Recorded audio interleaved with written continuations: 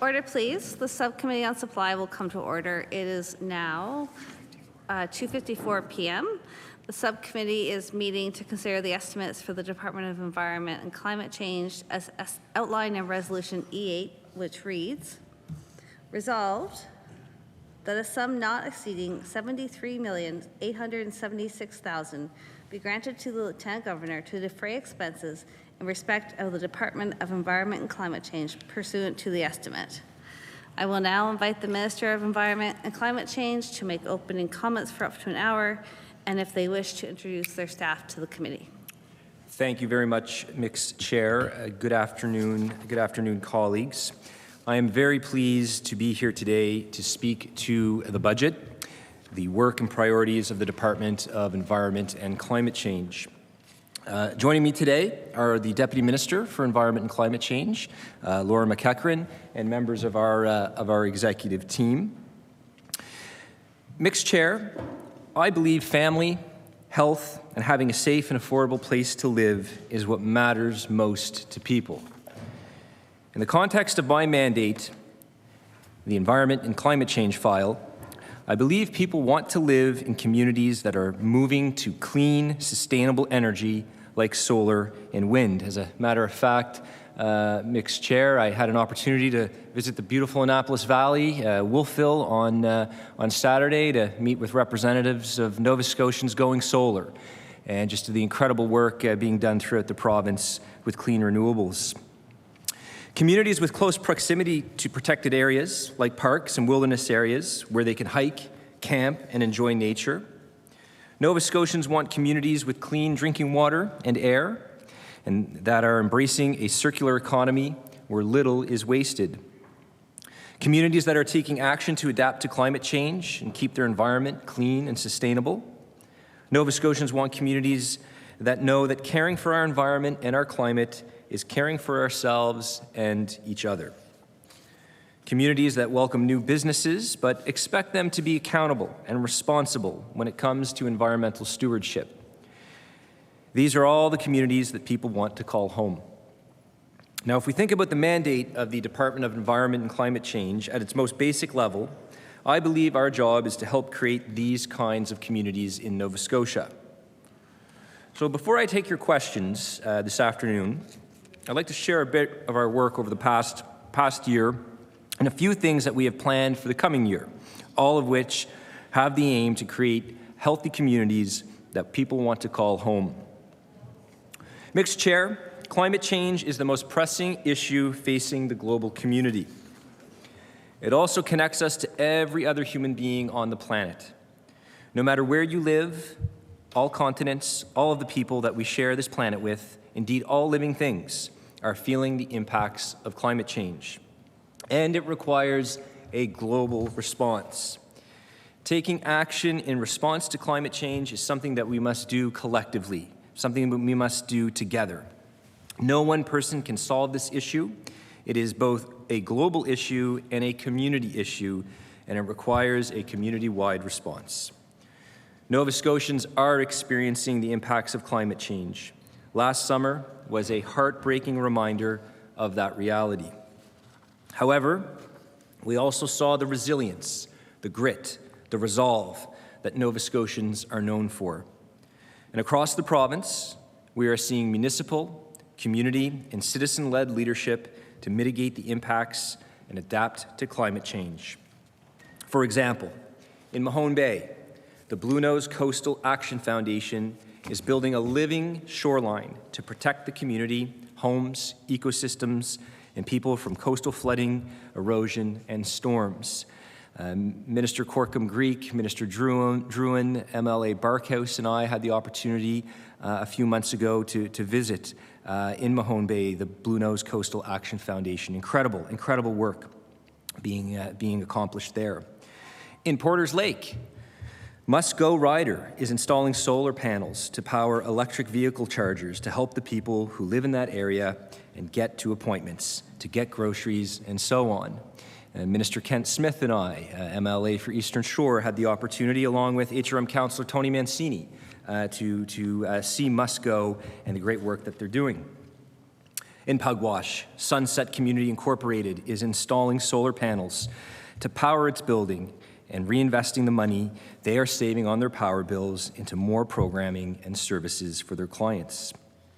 These are just a few examples of community-led action that is creating a cleaner future, improving the well-being of the people who live in these communities, and creating a society that leaves no one behind. Municipalities have long been leaders in the response to climate change, and with jurisdiction for waste management, community transportation, land use planning, building permits, zoning, and much, much more, they are the closest level of government to the ground, which is a great place to try new and innovative climate solutions that then can be scaled elsewhere. Across Nova Scotia, people and communities are working to take control of their future in the face of our changing climate, rather than let climate change defeat us. The wildfires and flooding we and so many other Canadians experienced last summer represent what we can expect to continue to see more of. Our province's climate risk assessment confirms this. As a matter of fact, this is Nova Scotia's first climate risk assessment since 2005.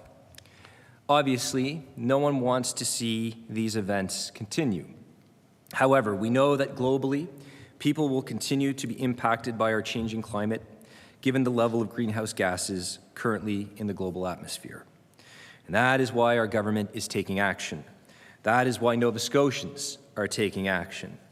And that is why communities are acting. Nova Scotia is showing national leadership to reduce greenhouse gas emissions and decarbonize our energy and electricity sectors. We now have a fully funded climate plan with 68 actions to help Nova Scotians and our communities adapt to climate change and to mitigate its impacts. This is the first such plan in Nova Scotia's history. And we know that Nova Scotians want to have confidence that climate action will be funded with certainty. That is why we have strengthened our climate change response by building the funding for it directly into our budget. Previous work to help Nova Scotians adapt to and mitigate the impacts of climate change was tied to the volatility and uncertainty of cap-and-trade auctions. Our approach is to fully fund climate action upfront in the budget and move to a new system to drive down emissions where success means no revenue will be generated. Work is well underway on the climate plan's 68 actions to grow the clean economy, reduce greenhouse gas emissions, support coastal protection, transition to renewable energy, help Nova Scotians save on their energy bills, and prepare for the impacts of climate change, and much, much more. To date, we have invested $237 million from the climate plan to help Nova Scotians adapt to climate change and to mitigate its impacts, $250 million. And we're not done. We feel the urgency to do even more. Budget 2024-2025 builds on the climate change mitigation and adaptation work we have already started and sets a path for the year ahead. At Environment and Climate Change, we will invest $36.7 million in the coming fiscal year to build more climate-resilient communities, help our key economic sectors adapt and thrive in the face of our changing climate, and to protect our coast and our coastal way of life. We are leading our province's response to climate change, but together, all Nova Scotians have a role to address climate change and build green, climate-resilient communities where everyone has the best chance to achieve their full potential. That includes our coastal communities. Mixed Chair, Nova Scotia is a coastal province, and our government cares deeply about the coastline. We all want our beaches, coastal trails, and coastline to be protected so we can enjoy and use them. The changing climate means, however, that we need to rethink how and where we live and build along the coast. Nova Scotians know this. They have lived by the ocean for generations and know the landscape and their properties best. We know Nova Scotians care about their communities, their properties, and their province, and will do the right thing when they have the right information and are empowered, trusted, and accountable for their actions. There are many ways we can protect Nova Scotia's coastline. Legislation is not the only approach. Our government believes that rather than a one-size-fits-all approach of legislation, the best and most effective way to protect our coast and the homes and communities along it is to work with Nova Scotians, property owners, communities, and municipalities to determine what is best for each unique part of our coastline. That's why we have made the decision to trust local communities and Nova Scotians to make good decisions when it comes to coastal protection. And our plan empowers property owners and municipalities and gives them the tools they need to protect each unique piece of coastline. Coastal property owners and municipalities know their communities best, and their leadership will be most effective in making sure our coastline is safeguarded from climate change. And as Nova Scotians, our government shares the sense of personal responsibility and collective pride in doing what is right, whether it is protecting the coastline or supporting a neighbor. Nova Scotians have lived by the ocean for generations. They know the landscape and their properties best and how to keep them safe. We need to listen to them and leverage their experience and knowledge and empower them. They have a personal stake to do this right.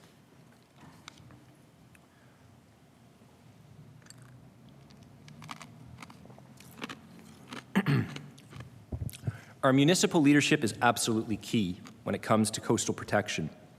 They know their communities best and how to move forward working with residents through zoning, bylaws, and building permits.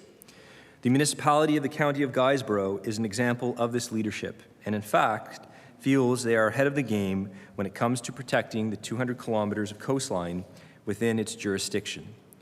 Guysborough has had a climate adaptation plan in place for at least 8 years, including a focus on coastal protection. And, Mixed Chair, I'll table that. Thank you very much. I believe Nova Scotians with the right information will make the right decisions. We would never do anything as a government to jeopardize our coast. That isn't what's happening. We have a plan to empower our municipalities and property owners with the tools they need to make good decisions and protect our coast and our coastal way of life. And, Mixed Chair, we will get this right and continue to live by our coast and enjoy our coastal areas. The province will also continue to support all Nova Scotians and the communities they call home, both those along the coast and inland, by doing the following: investing more in floodline mapping programming, which provides property owners and municipalities with information on flooding risks. And since we launched the climate plan for Nova Scotia, we have allocated $8.6 million for floodline mapping. My team are also working on a province-wide erosion risk assessment, which municipalities can use in their zoning and planning work. And we are supporting the greening of our grid as the move to renewable energy, as outlined in the Nova Scotia Clean Energy Plan. Over the past year, our government completed the largest ever procurement for renewable electricity in the province, resulting in 5 wind projects that, when completed, will result in about 70% of our electricity coming from renewable sources. We also developed the first module of the Nova Scotia Offshore Wind Roadmap, which sets the province's vision for offshore wind with a goal to offer leases for 5 megawatts of onshore wind power by 2023. And I have to tell you, Mixed Chair, I had the opportunity in December of last year to go on board the Orion, the Belgian vessel that is installing offshore wind turbines off of Martha's Vineyard. Incredible technology. That is a key path forward. When we say Nova Scotia by 2030 will emerge as a clean, renewable powerhouse, it is through means such as that for us to achieve those objectives. So incredible innovation taking place, Mixed Chair. At Environment and Climate Change, we approved 10 new onshore wind energy projects through environmental assessments in 2023, which will create enough clean, affordable, renewable energy to power the equivalent of just under 500,000 homes. We also issued environmental approvals for 2 green hydrogen facilities. Our vision is not only to green our grid, but to make Nova Scotia a global leader in green energy production, to be a clean energy powerhouse. We're helping people to make their homes energy efficient. And since 2021, our government has invested almost $300 million in programs and services that are getting Nova Scotians off oil and making their homes more energy efficient. These are just a few examples of the work that is being done to make our people, communities, and province resilient to climate change.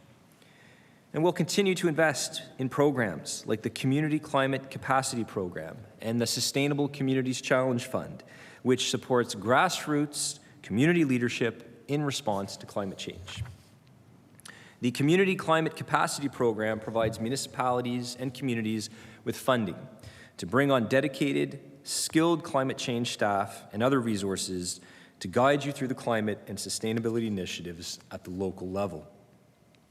Projects eligible for community climate capacity support may include, but are not limited to, the development of a climate plan, implementing elements of an existing climate plan, undertaking adaptation or mitigation measures, improving asset management, or completing grant applications for funding to support climate initiatives. Later this spring, I'll be announcing the first round of communities funded through the Community Climate Capacity Program.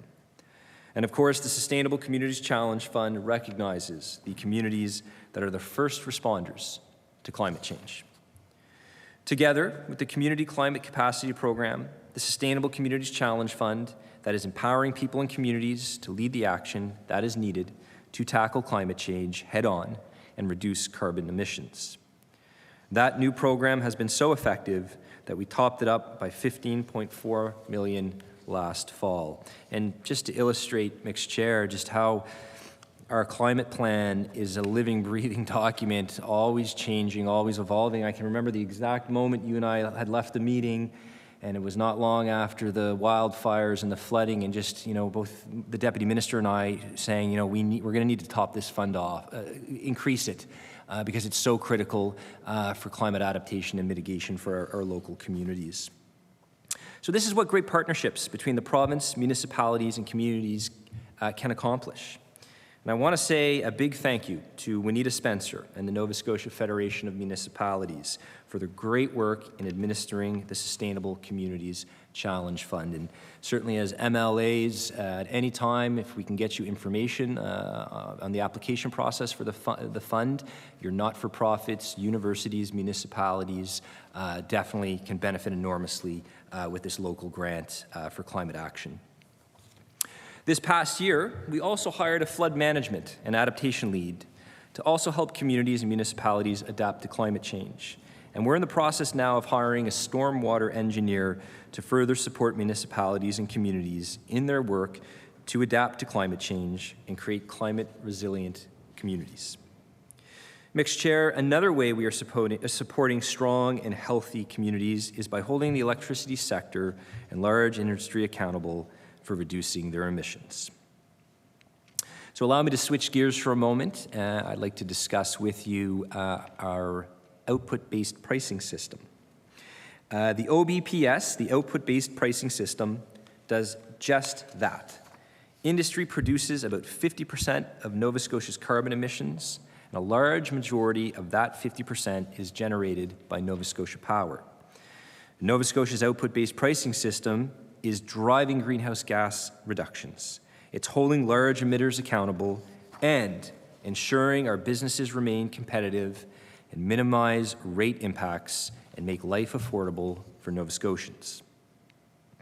Over the past year, we developed and adopted the regulations which require participants, including facilities owned by Nova Scotia Power and 6 other large industrial companies, to reduce their emissions and meet new performance standards, measurement, and reporting requirements. The regulations will apply to roughly half of Nova Scotia's greenhouse gas emissions, driving them to reduce their emissions while supporting them to do this at the lowest cost to Nova Scotians. As of January 1st, 2023, registered facilities are responsible for their emissions. This means that they must report their emissions and pay for any that are above their threshold. Facilities are required to report their 2023 emissions to us on June 1st of this year. Shortly after this date, we will know how much revenue is generated by the output-based pricing system. Revenue under the program is difficult to project and will depend on if participants reduce emissions as required by the regulations. Actually, when you think about it, no revenue is the win we are focused on. Participants that do not reduce their emissions will have to pay, and the deadline for payment will be the late fall of 2024. Another key date to keep in mind is December 1st, 2024, when the facilities participating in the output-based pricing system must report to us on how they are meeting their compliance obligations. The output-based pricing system complements other provincial policies and commitments to ensure Nova Scotia Power stays on track to phase out coal and meet its 80% renewable target in 2030 while minimizing the impacts on ratepayers. Together, these policies will reduce electricity sector emissions by 85 to 90% by 2030. And once the Clean Power Plan is fully implemented, Nova Scotia will be a North American leader in emissions reductions from the electricity sector. So, Mixed Chair, I will end my remarks on climate change in the same vein that I began. Climate change is the most pressing global emergency facing humanity. We will only be successful in reducing emissions, mitigating the impacts, and adapting to our changing climate if every single Nova Scotian steps up to take action. In the coming year, we will continue to work and partner with Nova Scotians, municipalities, the Nova Scotia Federation of Municipalities, Efficiency One, the Clean Foundation, academia, the MICMA of Nova Scotia, researchers, and others to support the all-hands-on-deck approach that is absolutely essential in responding to climate change.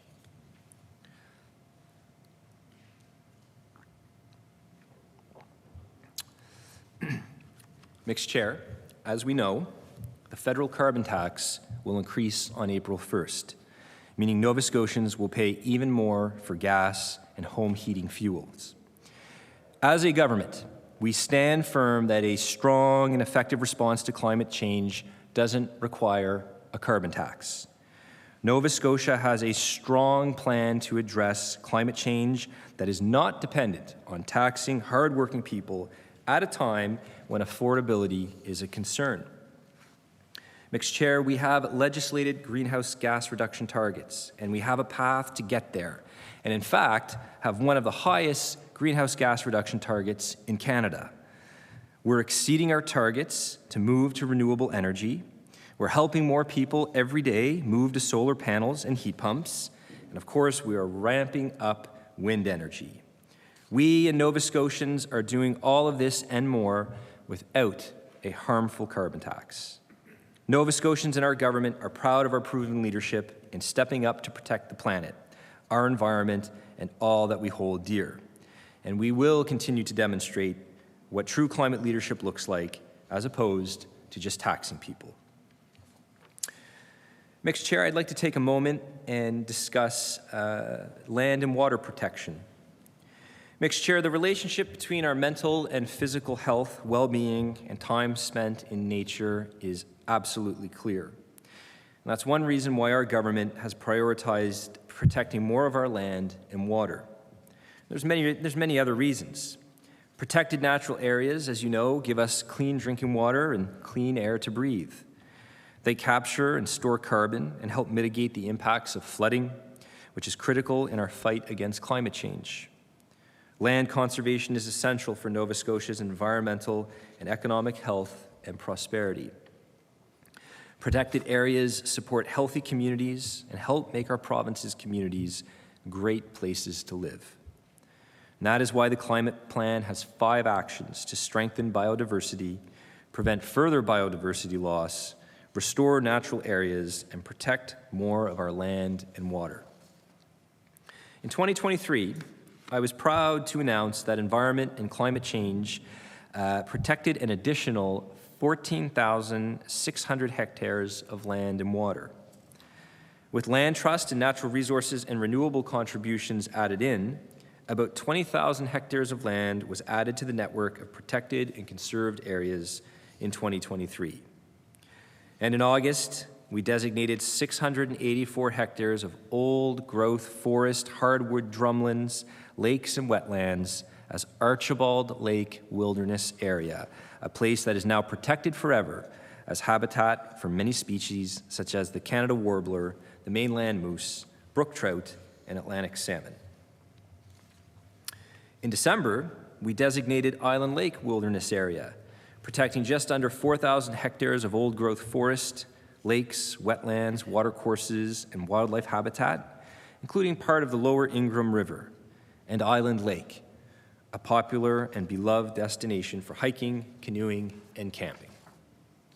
I want to take this opportunity, Mr. Chair, and give a shout out to Scott Beaver, President of the St. Mary's River Association, a shout out to Chris Miller of the Canadian Parks and Wilderness, CPAWS, Ray Plurd of the Ecology Action Centre, and Mike Lancaster, Executive Director of the St. Margaret's Bay Stewardship Association, who worked tirelessly to help make these two wilderness area designations a reality. In addition to Archibald Lake and Island Lake, my department also designated an additional 13 new wilderness areas and nature reserves in 2023 and expanded 8 existing wilderness areas and 1 existing nature reserve, ending 2023 with 13.5% of the province now protected. About 13.1% of the province's coastline is also protected from development inside the boundaries of provincial and national parks, wilderness areas, nature reserves, wildlife areas, and inland owned and managed by land conservation trusts and Mi'kmaq organizations. In the coming fiscal year, we will continue work to reach our goal of protecting 20% of land and water by 2030 and to protecting more of our coastline by designating more coastal areas for protection. Our new collaborative protected areas strategy is now guiding Nova Scotia forward to further success with achieving this goal. The strategy will help us identify and designate new protected areas on both provincial and private lands. And as we move forward to implement the strategy, our aim is to protect areas that represent the full diversity of Nova Scotia's natural areas, ecosystems, and species.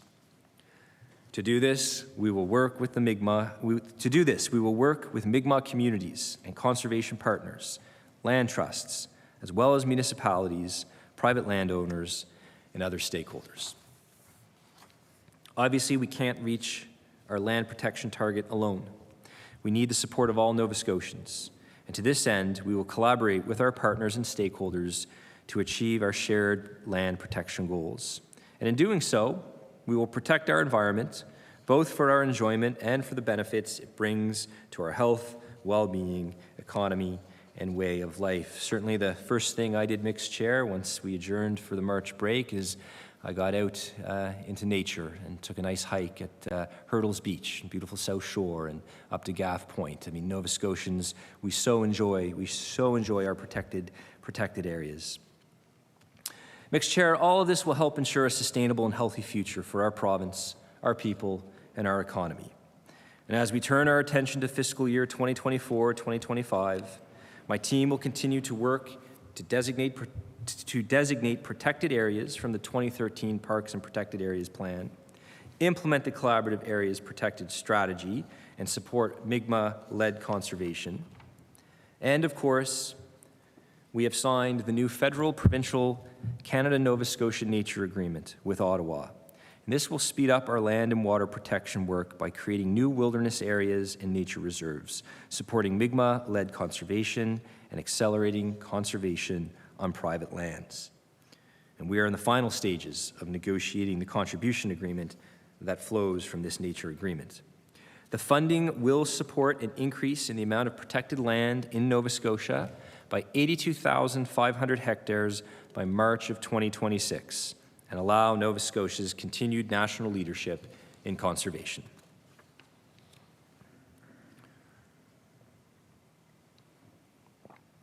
Next, Chair, I'd like to provide some comments on safeguarding our air and water.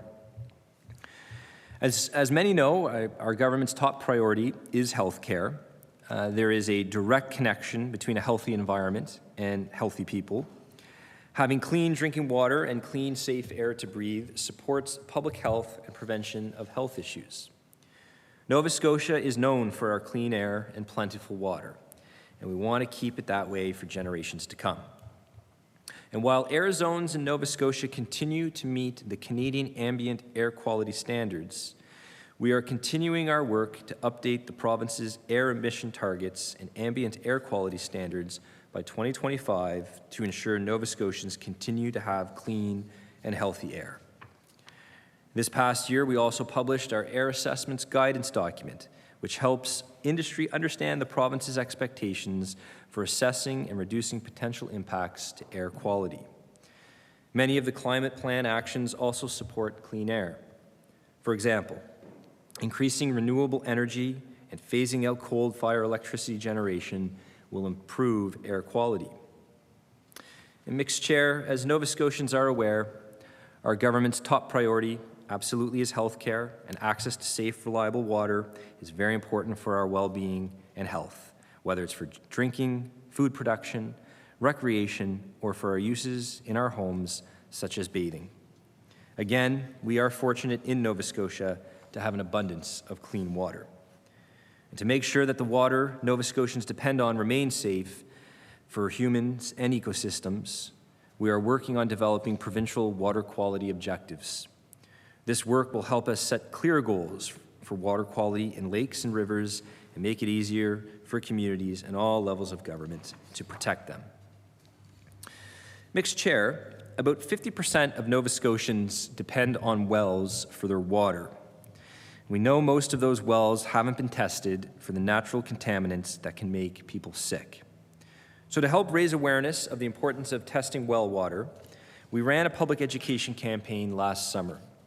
The Environmental Goals and Climate Change Reduction Act commits Nova Scotia to address barriers that exist for people to test and treat their wells. And in the coming year, we will pilot different ways to make testing more convenient and promote public awareness and education so people know how to test and why it is so important to do so. Mixed Chair, Nova Scotians value and enjoy Nova Scotia's many beautiful lakes. I have the honor of representing a community, Dartmouth, which is known as the City of Lakes. And with more frequent occurrences of blue-green algae, it is important that Nova Scotians know what to look for and the steps they need to take to protect themselves and their pets and still enjoy our lakes. In the coming year, we will continue our blue-green algae public education campaign, which has been very effective in increasing awareness, understanding, and action. As our province grows, we are doing more and more to make sure our lakes and waterways remain healthy. Sediment and erosion are concerning, and that is why adequate prevention and control is so important.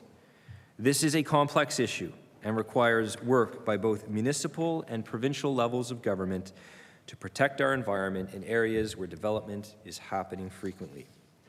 And I want to assure all Nova Scotians that developers must comply with the Environment Act and its very stringent regulations. No one gets a free pass. Before I leave air and water, I wanted to acknowledge and thank the Environment and Climate Change team who delivered the well water test for those who were impacted by last summer's fires. I mean, I can recall, I think it was a co-op student or a summer student jumped in their vehicle and drove down to Barrington to deliver the well water testing kits. Just an incredible initiative on the part of a young Nova Scotian, and I commend the entire team, many of them who are here with us here today, who really stepped up to support their fellow Nova Scotians. Bacteria and chemicals from a fire, Mixed Chair, can impact home wells when they sit unused for long periods of time. To help make the return home easier for people with wells and to give them peace of mind about the safety of their water, we arranged at that time and paid for free testing for their well water.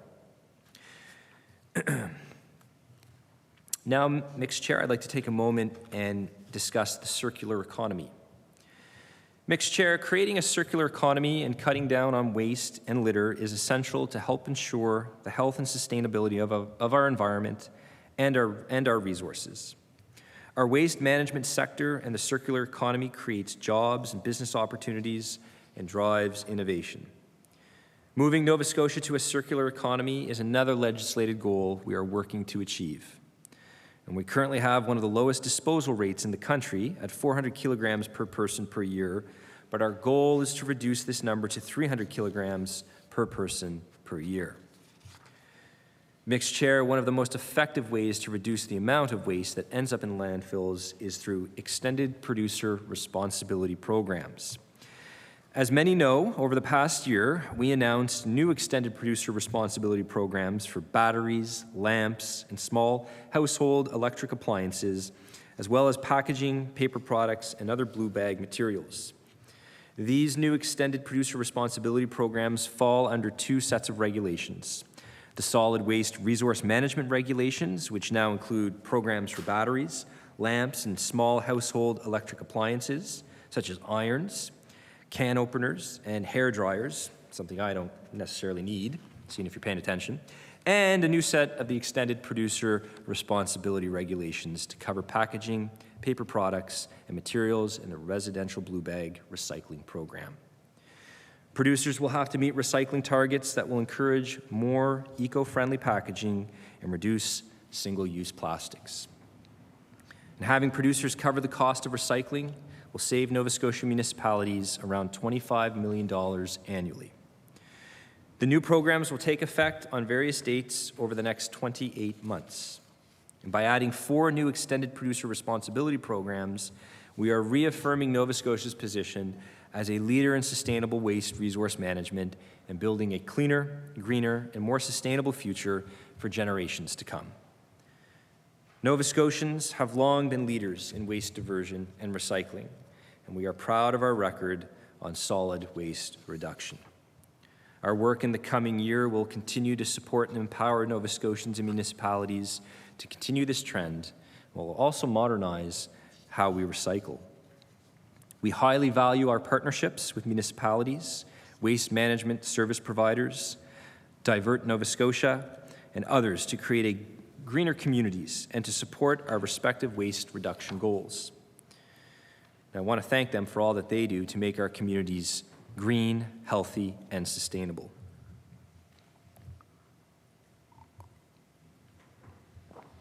Mixed Chair, environment is a regulatory department, as most are aware. So therefore, I want to take a moment and discuss client services and delivering our services and the expectation of delivering those services with excellence.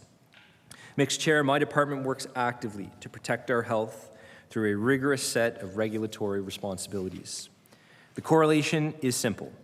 A healthy environment equals healthy people. Our government has a vision to not only to move away from fossil fuels by 2030, but to make Nova Scotia a leader in clean renewable energy within the next 10 years. Energy that will power our grid and meet the needs of Nova Scotians, and energy that we can export. We have what it takes to be a producer and exporter of wind, tidal energy, green hydrogen, and much, much more.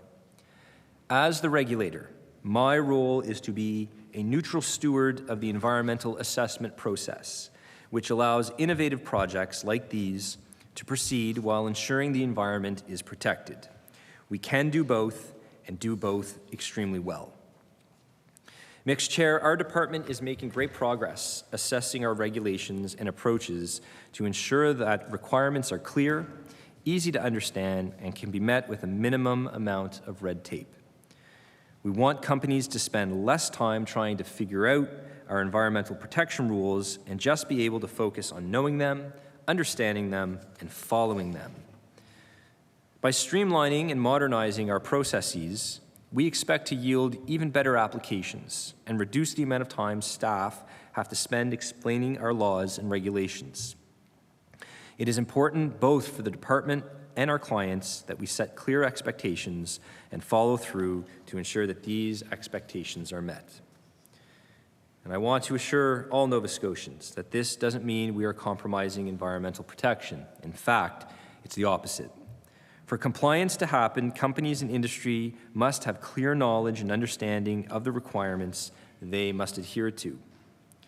And Mixed Chair, in the coming year, we will continue to modernize our department's regulations and processes. to help make sure they can be met with a minimum amount of unnecessary red tape. And we are keeping Nova Scotians in mind every step of the way. This includes our ongoing legislated goal to modernize the environmental assessment process. We are applying this lens to all of our work to modernize and remove ambiguity.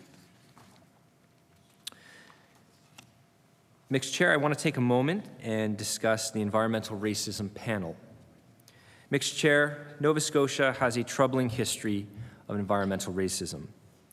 To help address this historic wrong, we created a community-led panel to address environmental racism.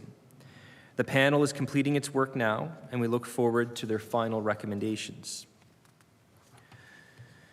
Also, Mixed Chair, with respect to the Environmental Goals and Climate Change Reduction Act goals, I've mentioned many of the commitments that are contained in the Environmental Goals and Climate Change Reduction Act. Mixed Chair, I want Nova Scotians to know that we're making great progress on achieving these goals. And in the coming year, the department will continue our work to ensure a clean, healthy, and sustainable future for Nova Scotians. Every July, Environment and Climate Change Nova Scotia issues the annual update on how we are meeting our goals in the Environmental Goals and Climate Change Reduction Act and the Nova Scotia Climate Plan for Clean Growth. Of course, as I said, that will be forthcoming, the third annual progress report, and we intend to release before the end of July. Mixed Chair, I want to conclude with some words of gratitude. First, to the incredible team at Environment and Climate Change. Their work is making our province one of the best places to live, work, and visit.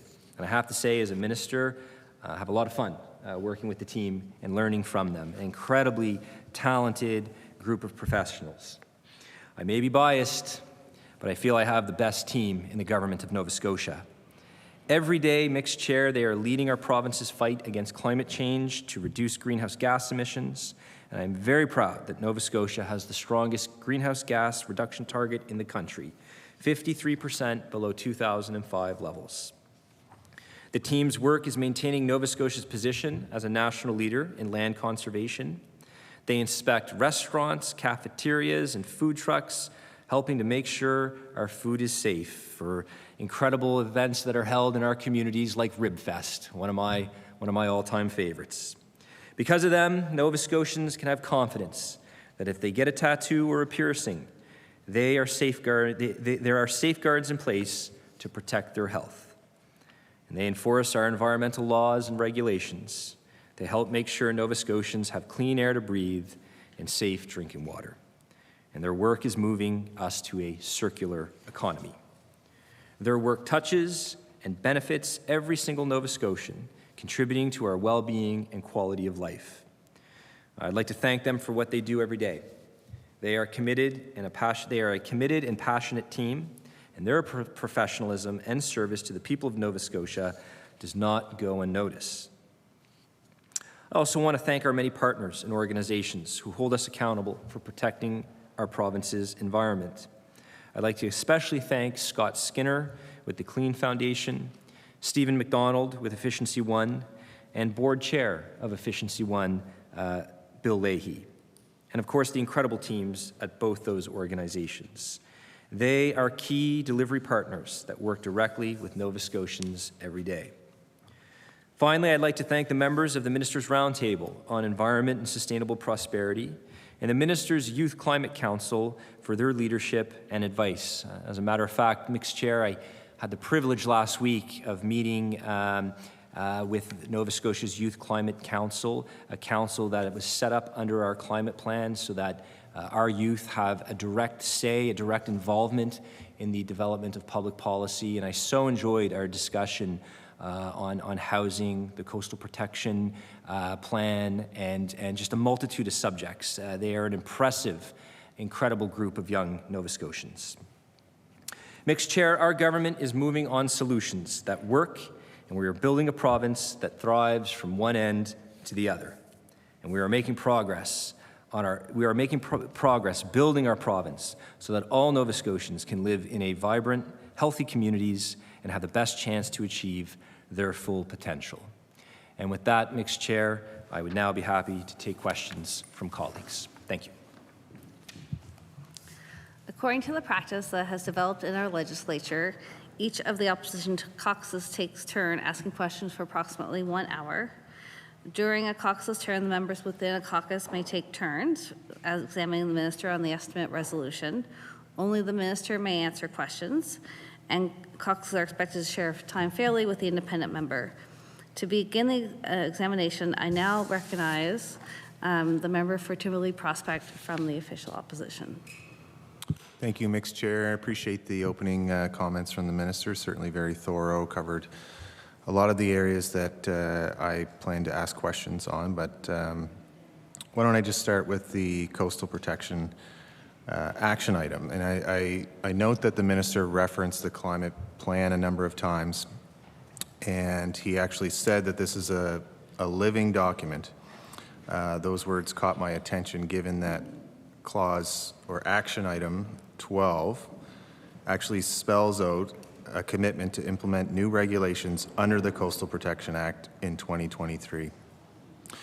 So I think given that this is a living document, my question really is, what is the minister's plan in terms of updating the 68 actions that he references over and over and over again, when in fact there is only 67 action plans, if I'm reading that correctly, because you can't conceivably say you're replacing action 12 without a specific amendment that speaks to this new plan that the minister just is deciding to embark on, when it is not vague. It is a specific action item that the government will be enacting regulations when you're proclaiming the act. And so it was just a couple days before the House started this session where the minister removed that action item in practice, and I wonder if he will be explicitly removing it from the climate action plan.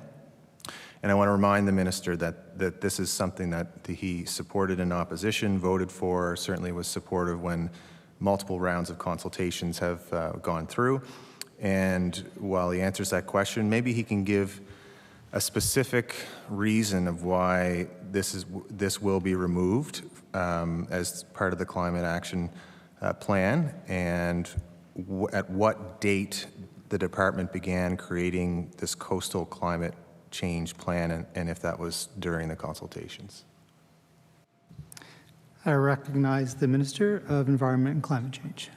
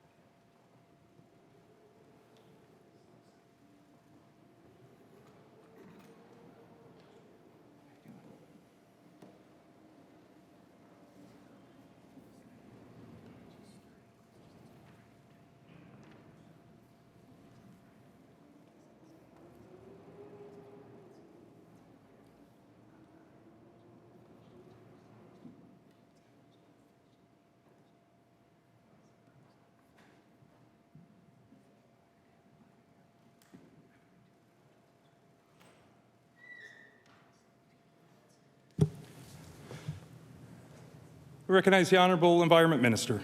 Thank you, Mr. Chair, and I want to thank the honourable member for the question on the Coastal Protection Action Plan. So certainly, when I say these plans are living documents, they absolutely are. I mean, we need to pivot and adapt very quickly at times. Certainly, last year, Nova Scotians, their lived experience with climate change has been eye-opening, and I want Nova Scotians to know, who have been impacted by wildfires and flooding, just, the government will do all that we can to support you, to help adapt to the realities of climate change. And you saw that embodied in our climate plan, where we topped up the Sustainable Communities Challenge Fund by an additional $15 million to support residents for adaptation and mitigation programming. So look, when it comes to reporting, Under the Environmental Goals and Climate Change Reduction Act, we have the obligation to report annually by the end of July on the outcomes that are being achieved under the Act and the climate plan. The previous government, for whatever reason, stopped that annual accountability to the legislature. By legislating our climate targets, we provide annual updates to Nova Scotians, and certainly we'll make sure all MLAs receive a copy of that. And not only that, just with respect to the climate plan, this is a 5-year plan where at the end of those 5 years, we intend to review, we intend to expand that climate plan. We know from the risk assessment, our first risk assessment since 2005, that there are going to be a number of challenges impacting our province: wildfires, flooding. We know in the out years, extreme heat is going to be very, very challenging. So we adapt accordingly. Now, with respect to Action 12, we have definitely taken an approach here that I think takes coastal protection out of isolation. In 2019, when the Act was passed, we certainly supported the spirit of that Act. We all agree, I think in Nova Scotia, there's a strong consensus, we need coastal action. That specific piece of legislation was very much in isolation, very much in what I categorized as a silo. Because in 2019, you didn't have what we have today. You didn't have legislated climate change goals. We have that now through the Environmental Goals and Climate Change Reduction Act. We didn't have a climate risk assessment. We didn't have the Nova Scotia Climate Change Plan for clean renewable growth. We didn't have the Clean Energy Plan. We didn't have the Sustainable Communities Challenge Fund. We didn't have the Canada-Nova Scotia Nature Agreement. We didn't have a collaborative protected areas strategy. So we have embarked on implementing a plan that is very much focused on municipal leadership, that is very much focused on empowering and working with municipalities to ensure the proper zoning, to ensure folks don't build in hazardous areas, in areas that we know are prone to coastal erosion, and areas that are identified as hazards. And they are the boots on the ground, municipal units. They're responsible for the zoning. So we'll be working with them, collaborating with our municipal units to have this enforced. But also we have a great confidence in Nova Scotians that we believe empowering them, supporting informed decision-making. All the tools are out there now. There's no excuse. One just needs to utilize the online maps to get information. If there are challenges interpreting that information, the province has set up navigators. We've put in place personnel to help support residents interpret that information. And not only that, I mean, we're the first government in Nova Scotia to take coastal protection and put it into place, to take action. We've immediately deployed resources for coastal protection, an additional $3.2 million to help municipalities with floodline mapping.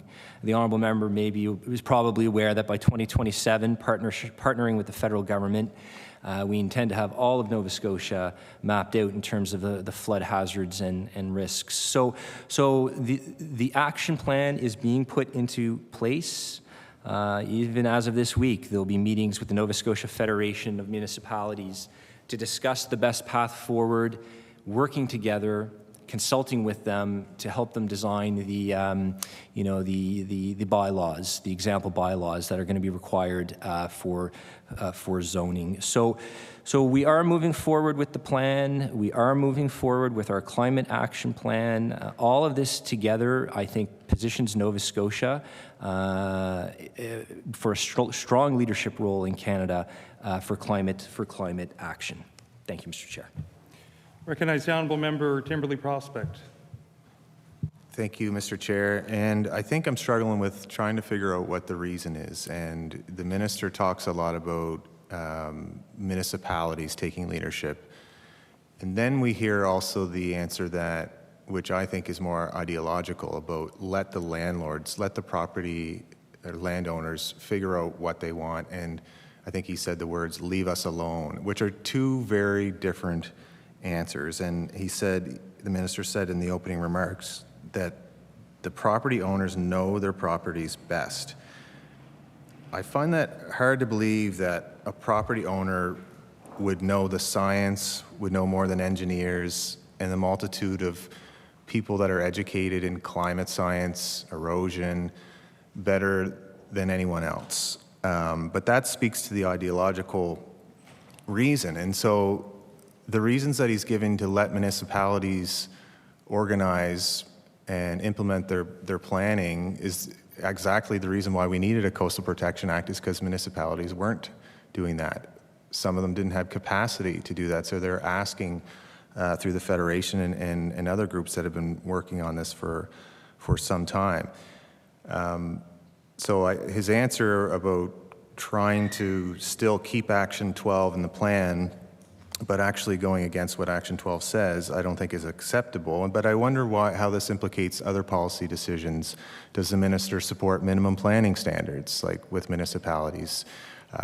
Does he take the ideological position to leave landowners alone when it comes to straight pipes, following the logic, allowing the property owners to know their waste systems best and allow raw sewage to continue to be dumped in rivers? So I don't think it's clear, and I don't think it's clear the timing of when this decision was made. In 2022, the Climate Change Plan for Clean Growth mentions the Coastal Protection Act several times as an important piece of this climate action. And then the 2023 progress report, the minister referenced, doesn't mention it once. So I want to ask the minister, did he make the decision not to proclaim this act back in 2022, prior to the last round of consultation, given that it was not referenced? And if he's willing to provide, since it's budget estimates, the full amount the department spent on planning for this act and reversing the act, so that includes the social media campaign that is ongoing right now, that includes the glossy booklets that are going out to MLA's offices, significant funding. We know about the 100,000 as the latest round of consultations, and surely before coming to the House for budget estimates, the minister can identify how much money has been spent in this area and when exactly the decision was made.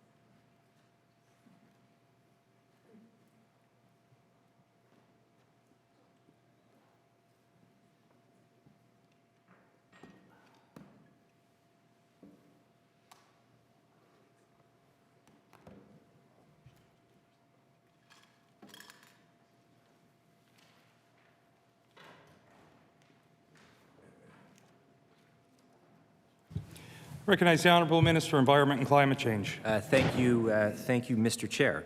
So, ideology. Well, I'm as ideological as my kitchen toaster. I suppose if you had to brand me, just a classic pragmatist, centrist. I don't accord, value to a lot of values to policies. Like, when it comes to like the carbon tax, for example, I've heard it, a premier was called immoral because of their opposition. Like, what we're talking about here are policy tools. And all governments have many tools at their disposal to implement outcomes that they're trying to achieve. And legislation is one tool that could be utilized. But in this particular case, we determined, the best approach here would most certainly be an action plan that is comprehensive, an action plan that very much, informs local decision-making, supports local decision-making, supports our municipalities who have the very important job in Nova Scotia of zoning. And they have the expertise. In areas where support is going to be needed, the province has committed to those municipal units that absolutely we will be there. We will be there to support. And you saw that immediately when this plan was released a few weeks ago, February 26th, I believe it was. And we saw that with the deployment of the map, with the navigators, with the floodline mapping investments, in the flood management and adaptation leads, and all the financial resources that we've deployed right away. And this will continue. This will continue to get scaled up as time goes on. I can tell you when it comes to any policy, there's always ongoing analysis. There's always ongoing reviews in terms of arriving at a decision point. I can tell you a lot of discussion went into this with my department, with my team, with my colleagues in government, because Nova Scotians want coastal protection. There is a broad consensus for that. Now, there's certainly a diversity of opinion, in my estimation, on what tool is the most effective. We've made the decision that this 15-point action plan is the best approach because it will empower that local decision-making, support our coastal property owners, support our municipalities, and as I've indicated, resources right away for coastal protection. So just with respect to the member's question on the coastal action spending thus far, it's public knowledge that the targeted consultation was $100,000, and then the mail-outs related to that were $45,000. And then, of course, if we look right away at the real key parts of the plan. We've invested $6.6 million for the community capacity coordinators. And then, of course, we have $30 million for the Sustainable Communities Challenge Fund. All these are key components of our plan. And also, with respect to the municipal floodline mapping, we'll be investing $10.4 million up until 2027 for that. So these are wise investments, I believe, for Nova Scotia, Mr. Chair, because we need coastal protection. Absolutely, it is a component of a 68-point plan that we have in our climate change plan. And when I say this requires an all-hands-on-deck approach, I mean that's just not rhetoric. I mean that as a leader in Nova Scotia.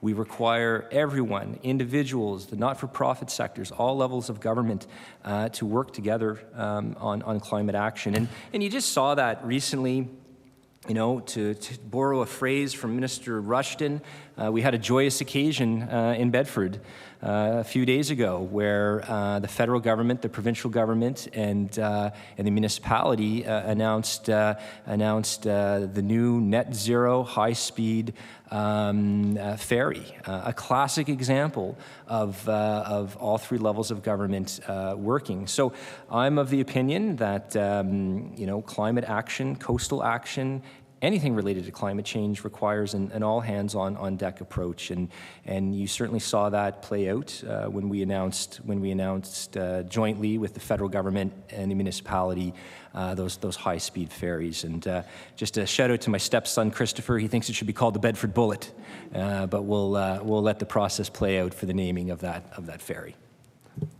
I recognize the honourable member Timberlake Prospect. Thank you. So I did get some cost estimates. I appreciate that. I didn't get an answer of when the decision was actually made. And Was it not the plan to look at the regulations of having certified professionals determine whether it's safe or not for people to build? And does the minister not think that at a certain point, whether it's next year or year after, that for the collective good, that the government has a role to play to protect even neighboring properties? So you can provide all the education you want, and I think the minister's spending $3 million to build a website for municipalities to look at and an app. But at a certain point, given that there was consideration for grandparent clauses, everybody who had a permit, I mean, I was in the department, we've had all these discussions, a notice period, if you had a building permit, you can still build. But at the end of the day, shouldn't we try to protect communities, insurance rates that will inevitably climb?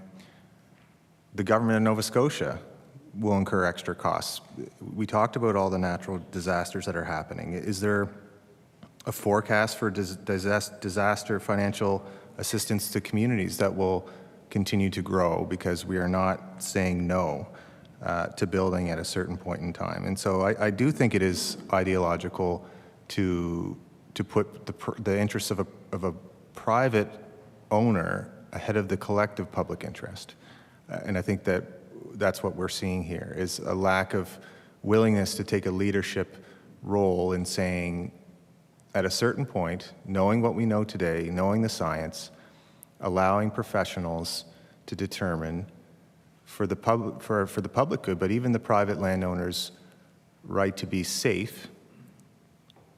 I mean, I don't know who's winning here other than perhaps a millionaire who wants to continue to build unnatural rock right up to the coastline that could prevent public access, that could prevent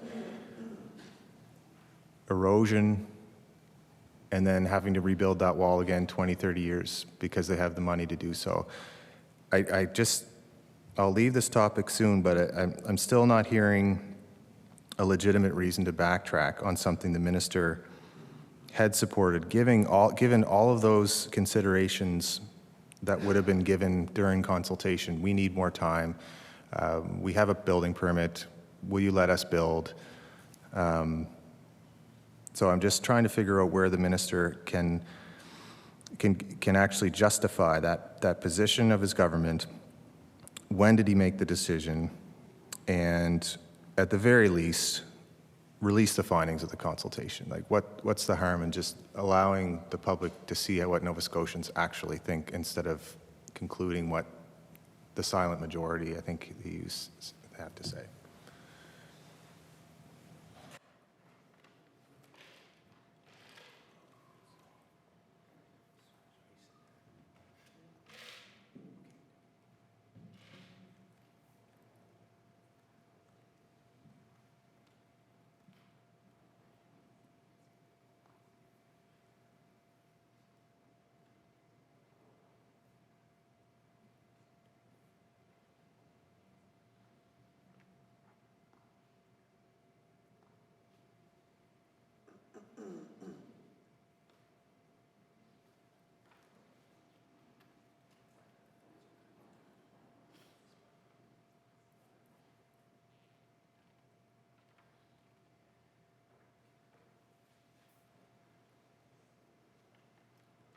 Recognize the Honourable Minister, Environment and Climate Change.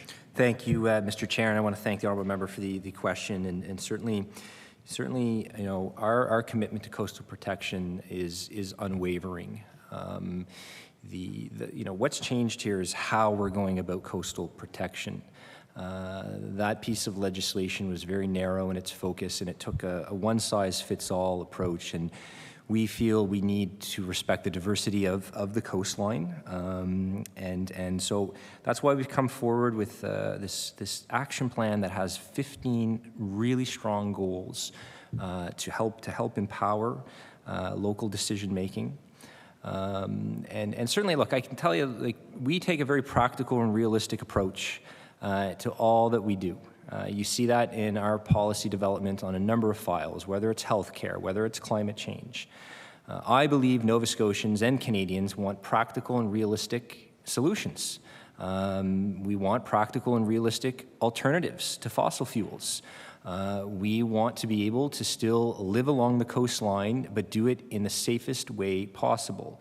And this action plan very much acknowledges and respects the fundamental role of our municipalities in delivering climate action, in delivering climate policy, in protecting our coastline.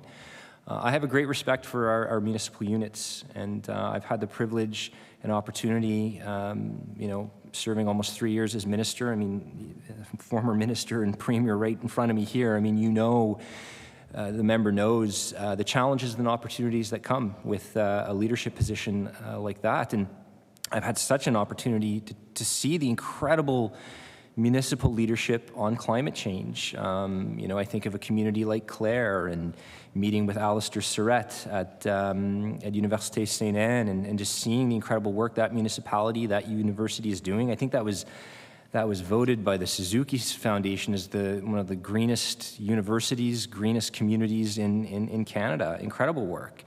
You think of the great work being done in Bridgewater, the great work being done in CBRM, and of course here in Metro, the great work that's being done with Halifax. So municipalities have demonstrated time and time again they are climate leaders, and that's why one of the key aspects of this plan is getting helping areas that need support, getting those community leaders into those communities, those climate leaders. And so we'll partner with our municipalities, but they have the expertise, they have the know-how, they're responsible for zoning.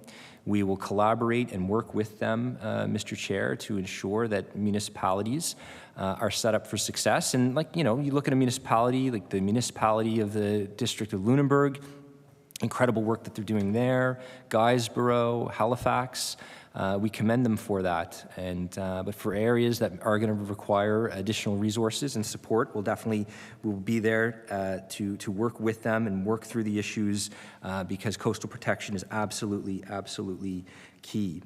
With respect to disaster relief, the honourable member knows that there's ongoing work between the provincial government and the federal government. We're awaiting, I guess, a word. We're awaiting a response from the federal government, hopefully in April of this year, with respect to disaster relief and the go forward on that. Again, another example, Mr. Chair, of just, when it comes to climate change, when it comes to how we adapt and mitigate, it really is an all-hands-on-deck approach. It really is the constant collaboration between the federal government, the provinces, and the municipalities. And I've seen that firsthand, and I know the former minister saw that when he attended CCME, Canadian Council of Ministers of the Environment.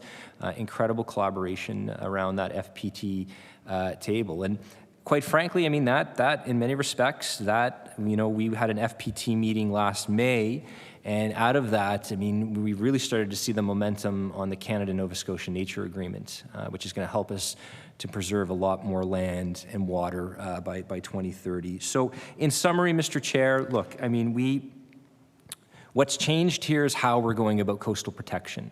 And we think we have a very balanced plan, a common sense plan that's rooted in the practical and realistic, that supports informed decision making and immediately deploys the necessary tools for a coastal property owner, for any Nova Scotian, to make an informed decision about that particular piece of property and not to build in an area that is unsafe.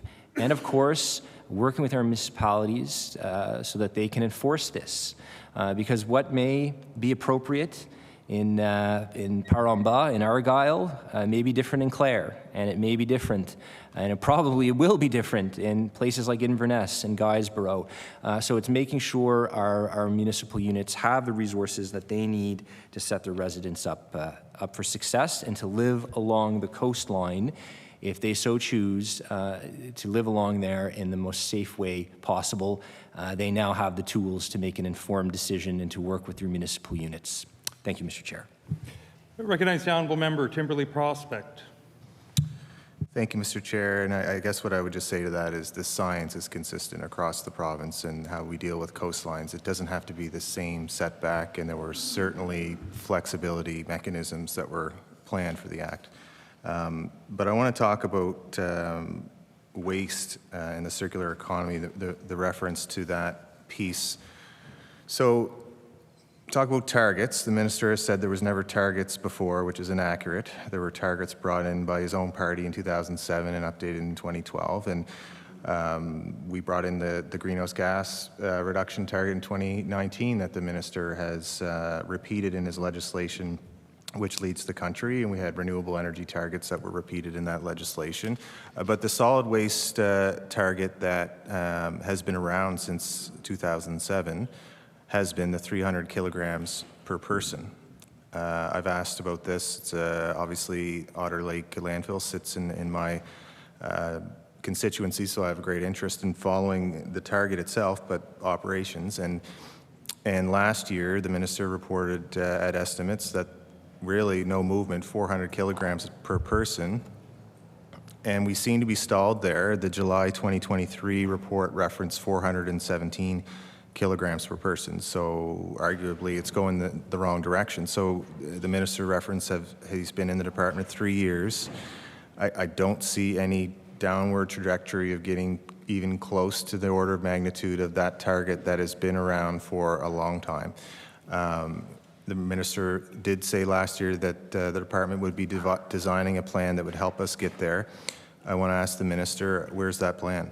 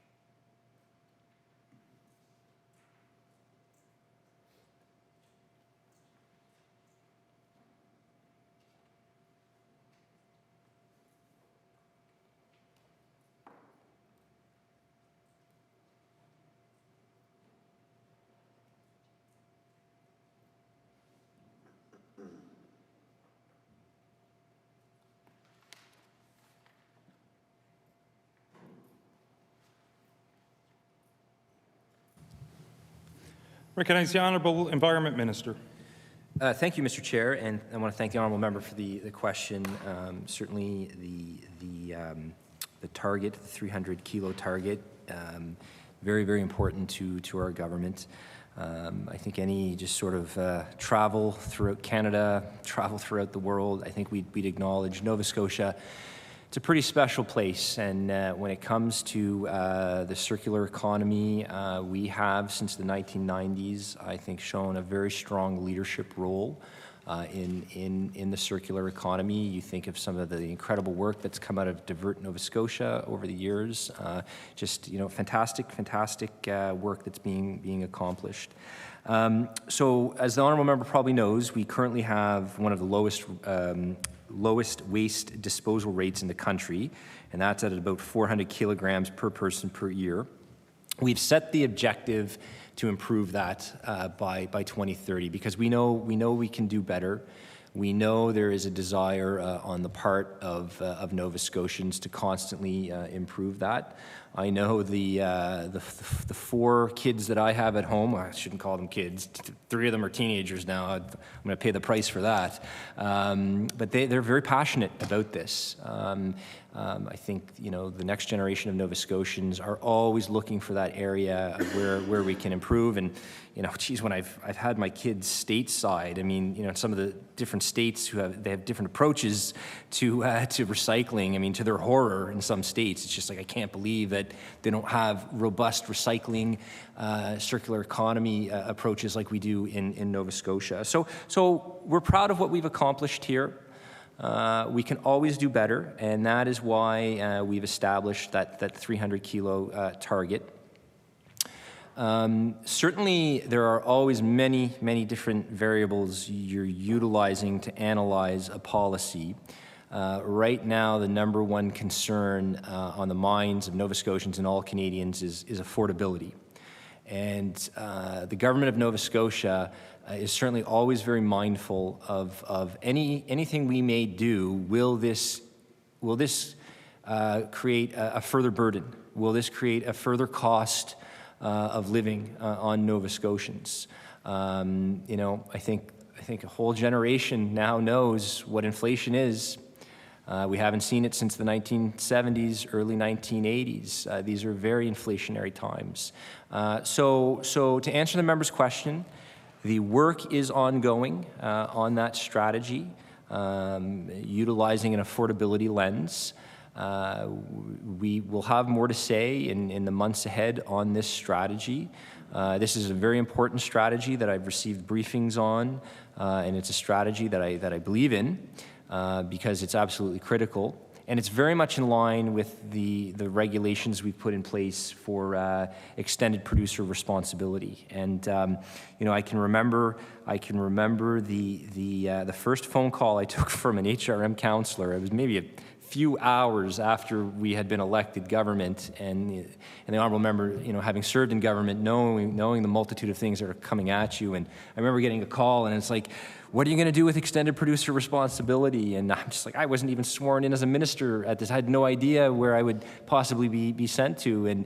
But people are passionate about it. The regional chairs, as the honourable member knows, are very passionate about extended producer responsibility, which is a key plank in us achieving that 300 kilo strategy. And so the work is ongoing on that plan, and there'll be more to come on that plan in the months ahead. Thank you, Mr. Chair. Recognize the honourable member, Timberley Prospect.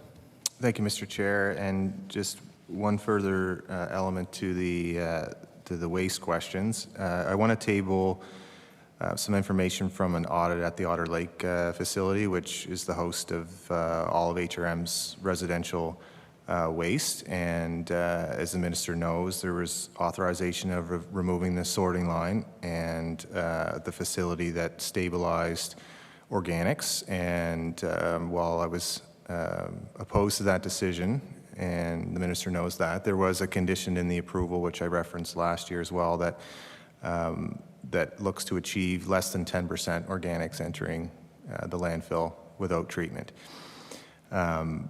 Obviously, the minister knows how important it is to try to keep organics out of the landfill, that it does cause odor issues, and I appreciate the minister's attentiveness to that issue when it arose this past fall.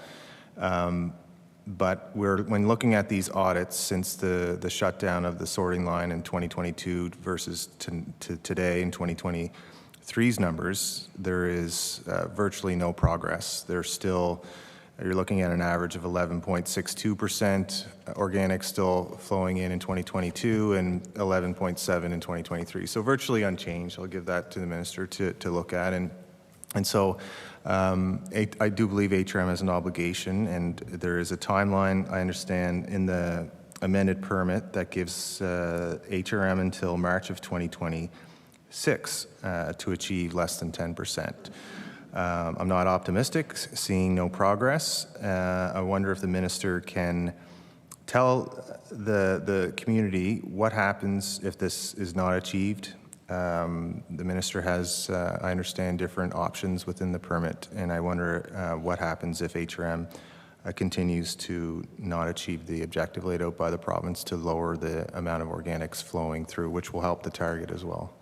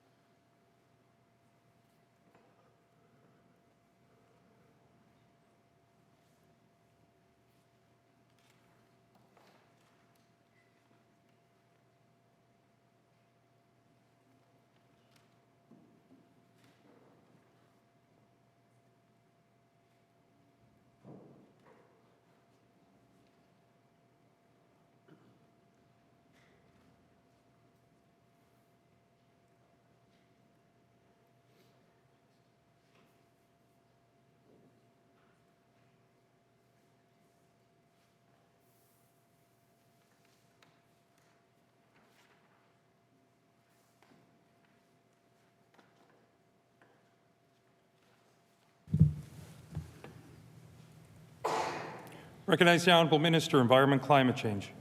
Thank you, Mr. Chair, and I want to thank the honourable member for the question, and certainly thank you for the advocacy you do as an MLA for your area. So my primary duty as a minister is to ensure the protection of the environment, and as the regulator, it's to make sure that the processes are being followed. And certainly the Inspection, Compliance and Enforcement Division of Environment and Climate Change diligently does that each and every day. So the member is absolutely correct that, you know, when issues arise, he as MLA for the area certainly can reach out to me at any time. I can reach out to my team to work through any concerns, certainly as we did in the fall, and certainly that goes for every MLA. You can reach out to me, you can reach out to our team with the Inspection and Compliance Division in our regional offices, whether it's in Bedford or Pictou County, in Yarmouth. You know, reach out to your local offices. These are the frontline folks that can absolutely get you the information you need. So as the honourable member knows, yes, HRM is the owner and operator of the facility, and it's responsible for the operations. And their compliance plan is meeting their current operating approval obligations. And as the member indicated, yes, they have until March 31st of 2026 to reduce that to 10%. The first annual report will be due to my department in April. And following an analysis of that report, as Minister, I'll receive a briefing from staff in terms of what's contained in that report. But I want to assure the honourable member that we are constantly monitoring. If at any time there are concerns that the member wishes to discuss, he can reach out to me, and absolutely reach out to our Bedford office, because I recognize this is very important to your community, and certainly, I mean, we have standards at this site that are how shall I say, above the other standards, but it's part of the terms and conditions that were put in for a transition of that facility. But the channels of communication are open, and I look forward to getting a briefing on that first report, which is due in April. Thank you, Mr. Chair. I recognize the Honourable Member, Timberley Prospect, with about 17 minutes left. Okay. Thank you, Mr. Chair. And yes, there is more stringent operating procedures at that site, and one of the reasons why, not to get too far into the history, but in the mid-90s, when no one wanted to accept a landfill after what happened in Sackville and the issues there, the community demanded certain conditions be put in place, and the entire time we were in government, and the Dexter government, and the PC party, while in opposition, always supported all of the community efforts to keep the front-end processor and the waste stabilization facility in place, and to ensure that we didn't have more issues at the site. And things like a public hearing was actually exempted from the process because of signing on to an agreement with the community. And so I just think the context of that is important, and the community does demand to have that in place so that we are protected. I want to jump to protected land. So a year ago, 13.2% was protected. I believe now it's about 13.5%. The minister can correct me if I'm wrong, but we're still under 14%. I want to acknowledge the protection of the Ingram River area adjacent to my community. I think that was a very positive step. I appreciate the invite to the announcement in Upper Tantallon. But looking at the pace of land protection since the minister has been in government, we're looking at less than 1% in 3 years of the mandate. I want to ask the minister if he anticipates this pace picking up over the next year, or at least before the next election, if he believes that the government will be able to protect more than what has been achieved since they've taken power, despite the well-known names of some of the areas that are being protected in terms of quantity of the percentage of land protection. We are looking at less than 1%, and the minister needs to fulfill the obligation of 20% by 2030. That's another 6 point something percent. And we're talking about 55,000 hectares per percentage point. That is a massive endeavor, and I note that the plan that came out basically says that we can't do it alone, and we now need help from private landowners to help the minister achieve this 20%. So the question is, will the pace at some point start to pick up, and perhaps he could forecast where this government may be before the next election, and potentially if he could shed some light on who's going to pay for all this investment. We're talking about, I think, hundreds of millions if they're serious about protecting large percentages of private land.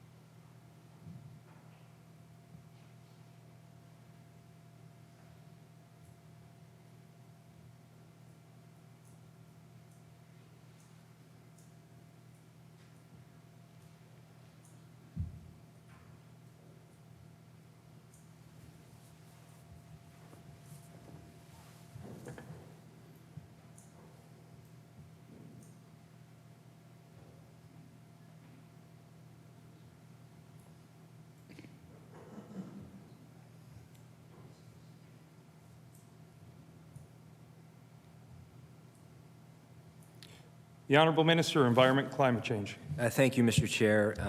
One of the, I guess, greatest moments I've had serving as a minister was the opportunity to attend COP in Montreal on biodiversity, and watching the federal government work with global leaders throughout the world to secure a biodiversity framework.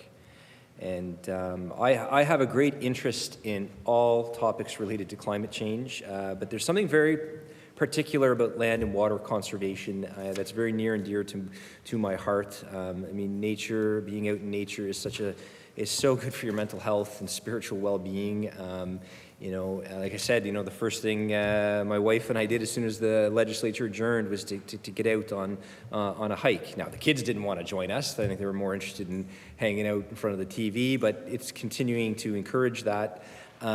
What's that? Teenagers, that's right. I got to get in the habit of saying that. And so it's coming at you soon.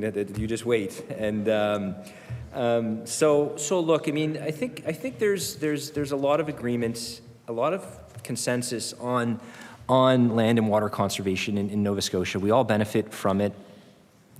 You know, certainly completing the Parks and Protected Areas Plan of 2013 is an ongoing priority of the Minister of Natural Resources and I, and certainly, as the former minister would know, the ongoing collaboration between our department and natural resources and renewables to achieve these land and water conservation targets. So a great interest in this. You know, coming out of that biodiversity conference in May of 2023, the deputy minister and I had the opportunity to be at a biodiversity FPT in Ottawa with the federal minister, a very productive meeting.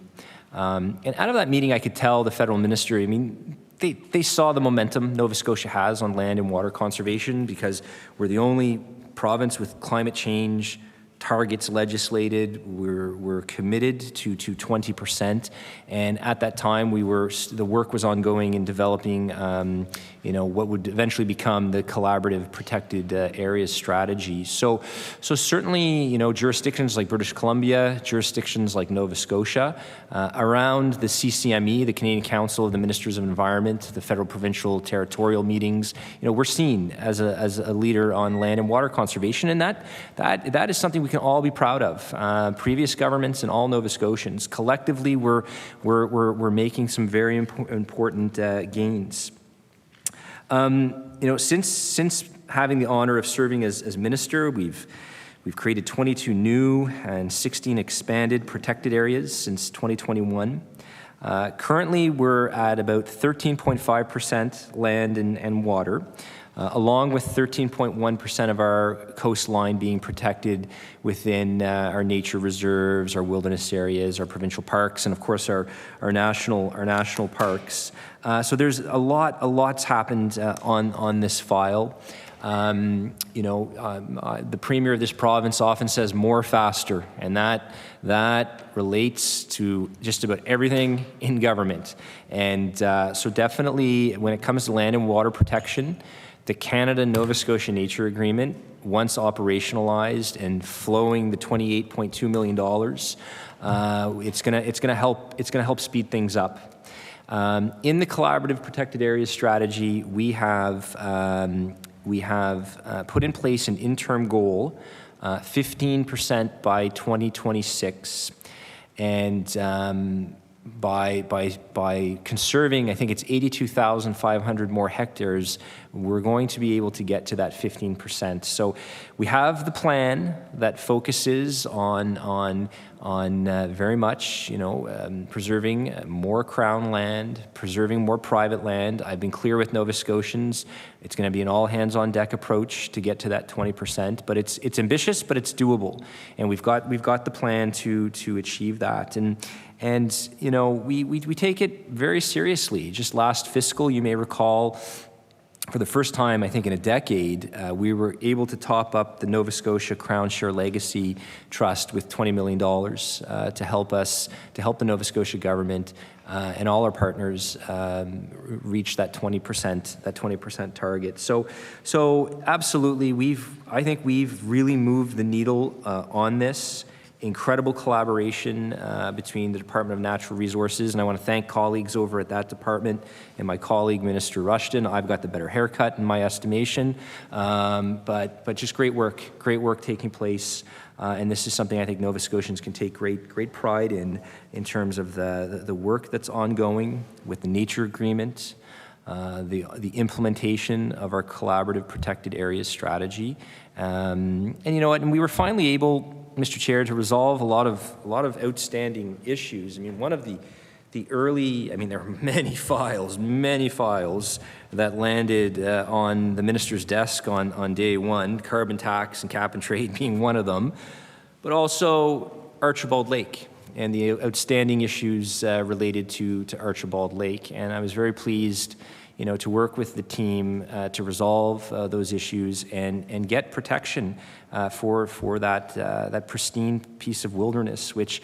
a lot of work went into that. And an example as well of a minister working with a local MLA to resolve some of the issues, some of the concerns. It's remarkable what can be accomplished when we work together and no one really cares who gets the credit, because we just want to get it done, get it taken care of, because land and water conservation means so much to Nova Scotians. So just in terms of what we've accomplished to date, in summary, you look at one of the first actions we took was designating Owl's Head as a provincial park. In August of 2022, we approved new provincial old growth forest policy. In October of 2022, we approved Monk's Head and Dunn's Beach as provincial parks. In November of 2022, we designated 6 new nature reserves and 1 new wilderness area and expanded 8 existing wilderness areas representing 9,300 hectares of protected land. And then, of course, in December of 2022, the $20 million to the Nova Scotia Crown Share Legacy.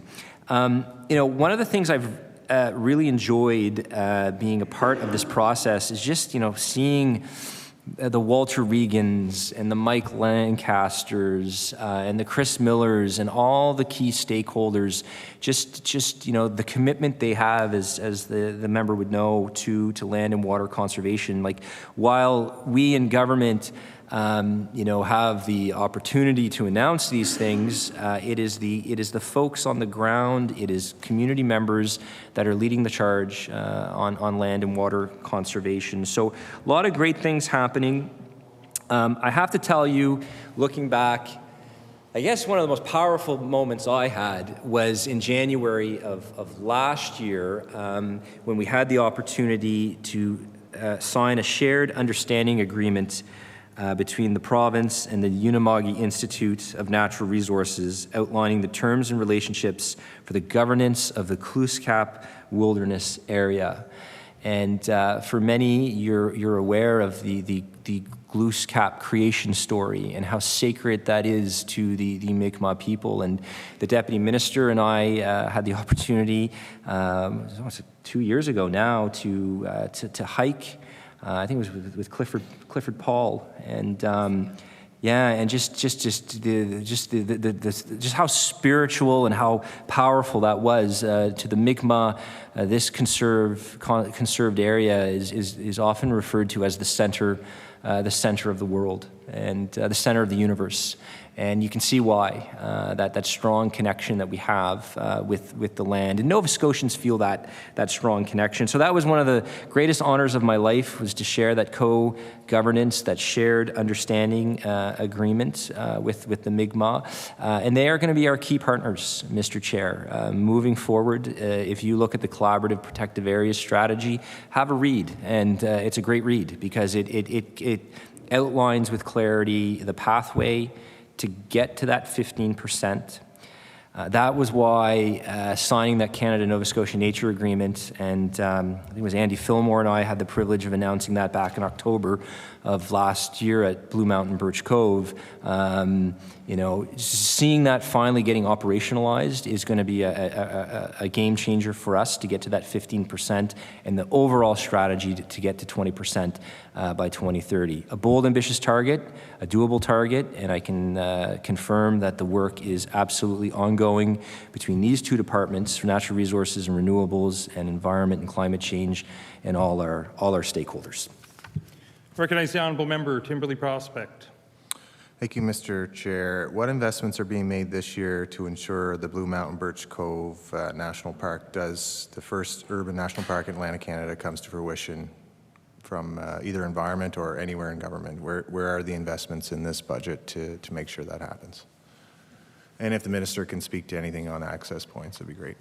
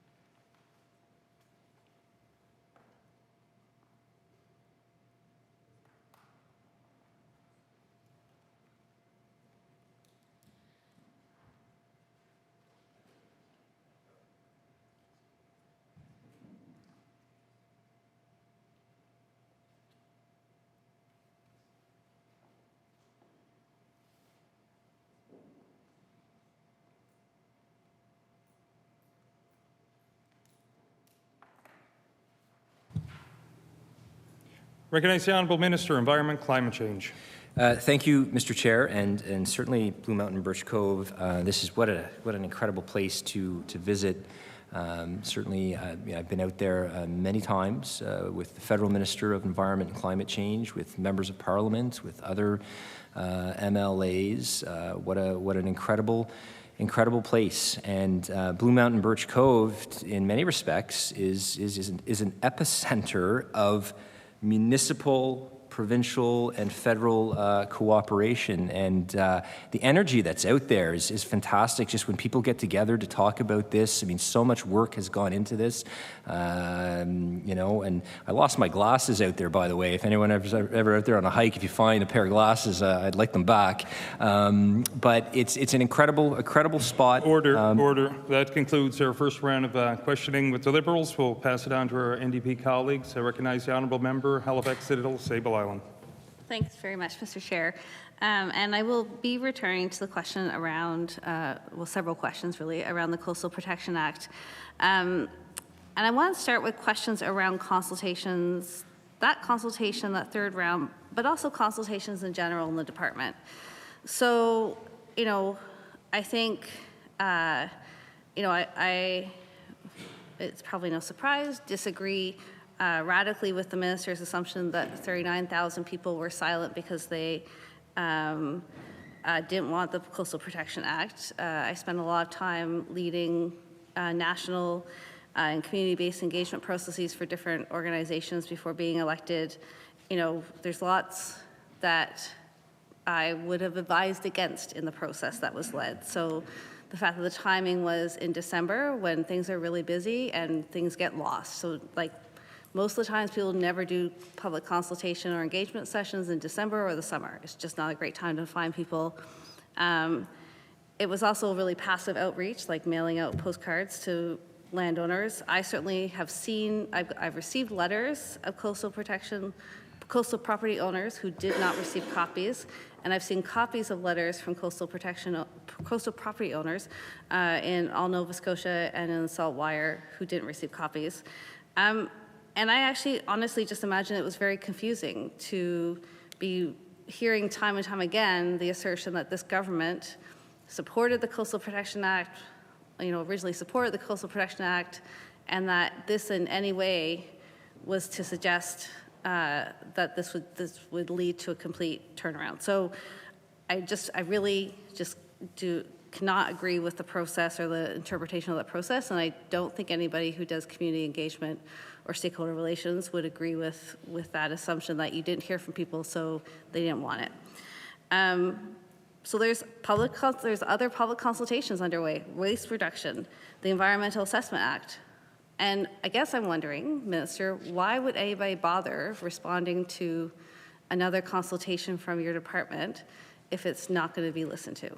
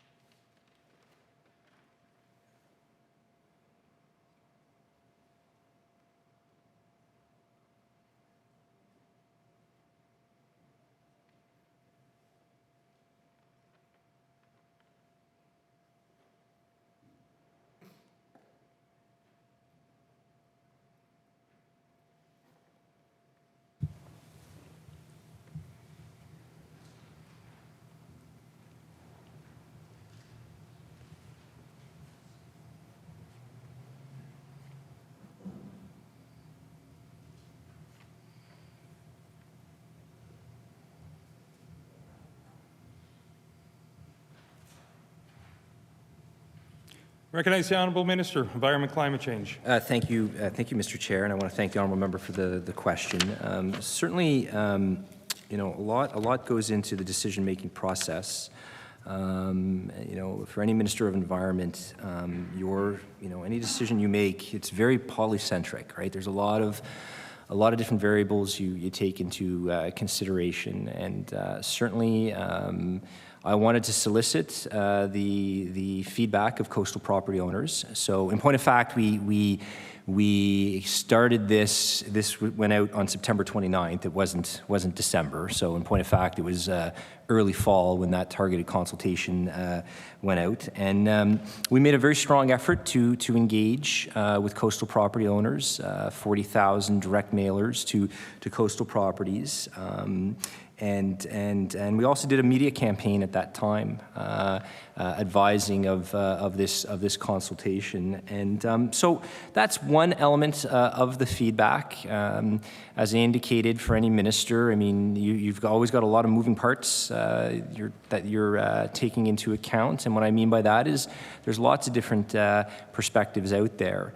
And certainly, you know, we are moving forward with coastal protection. We're the first government to move forward with coastal protection. For 5 years, that act, 2 premiers didn't do anything with it. We knew we had to bring forward an action plan that presents a suite of options, a suite of actions to protect our coastline. And most certainly, this is a file that I've worked on for a number of years, and there's definitely a diversity of opinion on how coastal protection should be implemented. And we've arrived at a plan that is very balanced in its approach. And what it does is it supports informed decision making and deploys immediately for that informed decision-making, Mr. Chair, resources right away. We know the areas that are going to be hazardous in 100 years' time. That information is accessible now to Nova Scotians, and that information will be scaled up by our coastal protection team as time goes on. And along with that, putting the personnel in place, Mr. Chair, to make sure Nova Scotians get the information they need. If they need help in assessing the risks, absolutely, there'll be navigators, Mr. Chair, to help them with that. Municipal leadership is absolutely key when it comes to coastal protection. That is the level of government where the area of expertise lies when it comes to zoning. I know even as an MLA in the area that I represent, when I get questions on that, I constantly, all the time, reach out to city staff, HRM staff, or the local councillor to get information on zoning, and often referring residents, my MLA office, to municipalities, the municipality, HRM, when there are questions on zoning. So that is one thing I have observed, is just how strong our municipal units are when it comes to climate action, whether it's the municipality of Guysborough that's doing some incredible initiatives and work, whether it's HRM, whether it's Bridgewater, whether it's Inverness, whether it's CBRM. I'm very proud of our municipal units, and I respect our municipal units, and that's why on February 26th, when we announced our Coastal Action Plan, Minister Lohr and I did not impose the example bylaw. If you look at the plan, we will work with our municipal leaders, collaborate, partner with them to develop the tools they need to make sure their residents in their area doesn't build in an unsafe area. And we believe a one-size-fits-all approach isn't the way to go. But what is the way to go is to empower our municipal units who have the knowledge and expertise and the know-how. And as I've indicated, Mr. Chair, where necessary, if necessary, they require support. That the province will be there to support them in the actioning of this coastal action plan. And I can assure members that work is ongoing. That work has commenced. One of the first meetings that I took was a meeting with, I think it was 40 or 50 councillors, wardens, and mayors. And certainly, this was only 2 days after the announcement of the plan. There was disappointment, but I got the sense there was a desire to move forward together especially in the context of the province, providing the necessary supports where required. And there's going to be different degrees, right? I mean, certainly you look at the municipality of the District of Lunenburg, Mayor Caroline Bolivar-Getson and the work that they're doing there, incredible stuff. But other municipalities will probably require more, and Minister Laura and I have committed to being there to support them. And also, Mr. Chair, we're working with our municipalities now, making sure they have the information for floodline mapping. We're partnering with the federal government to have the entire province mapped out by 2027. And then our commitment in the plan also for coastal erosion assessments that we'll be doing with the municipalities. So for the first time, we have coastal action, we have coastal protection.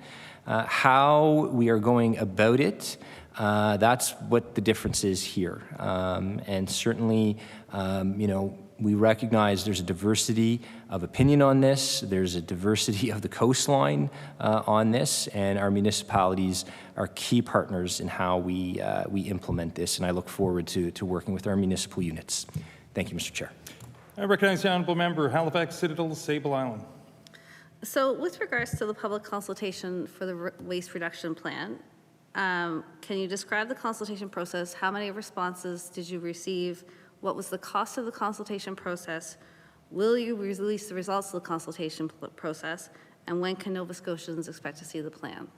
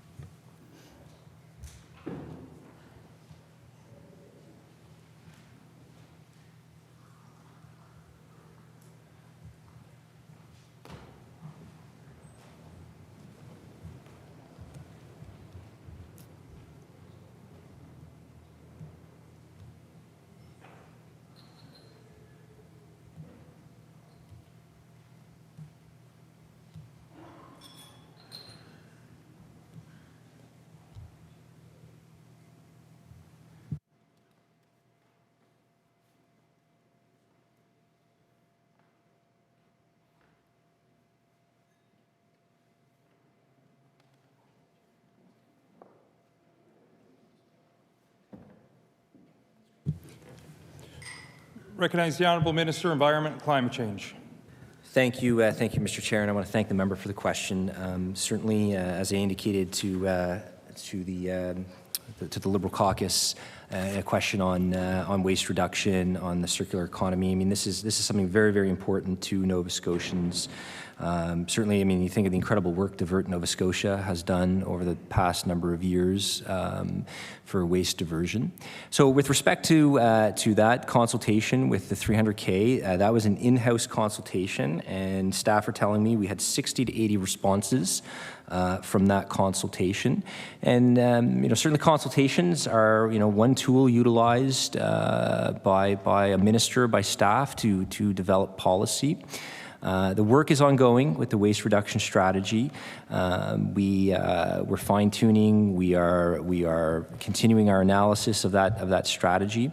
Obviously, just in the last year or so, we've made big gains on waste reduction, especially with the implementation of extended producer responsibility for paper and packaging and so forth. And I think that makes Nova Scotia now the 8th out of 10 provinces to bring about extended producer responsibility. So the work is ongoing, and I can assure the member we'll have more to say on the strategy as we complete our work moving forward. Thank you.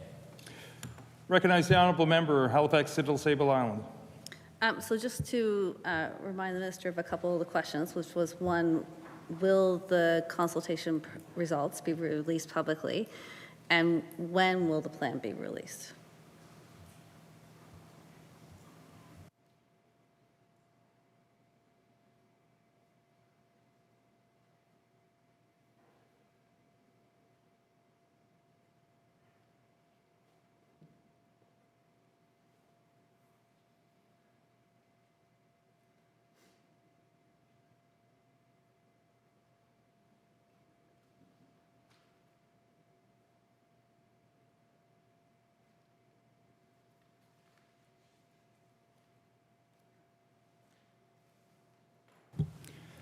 Recognize the honourable minister, Environment and Climate Change. Thank you, Mr. Chair, and thank you for the question. So the work's still ongoing with that, and certainly once we complete our work on the 300K strategy, we'll have more to say with respect to that strategy.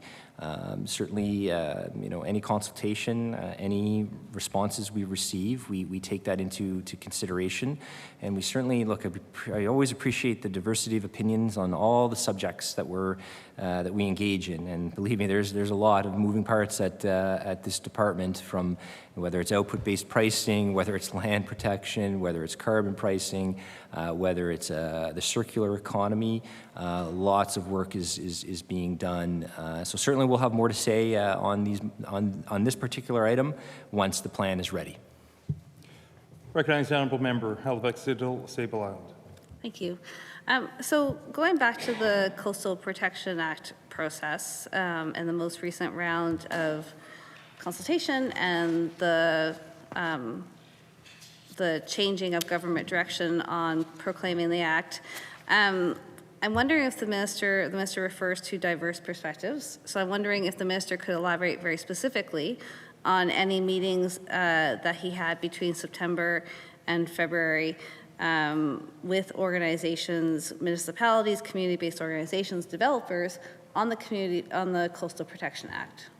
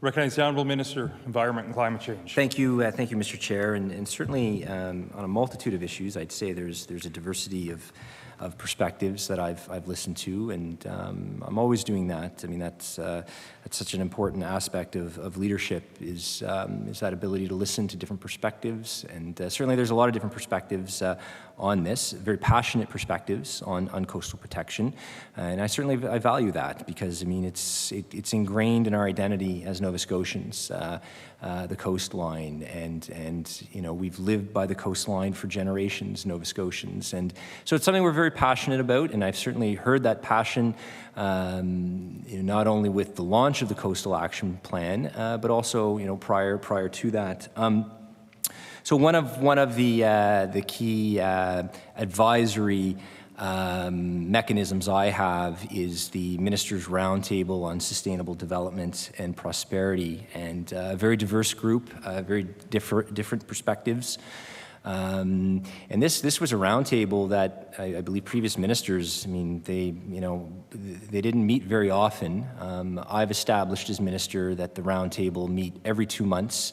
And it's an opportunity for me to hear from different sectors of Nova Scotia society, their take on sustainable development, their take on climate change policy. So that's always an excellent outlet for me to listen to the different perspectives.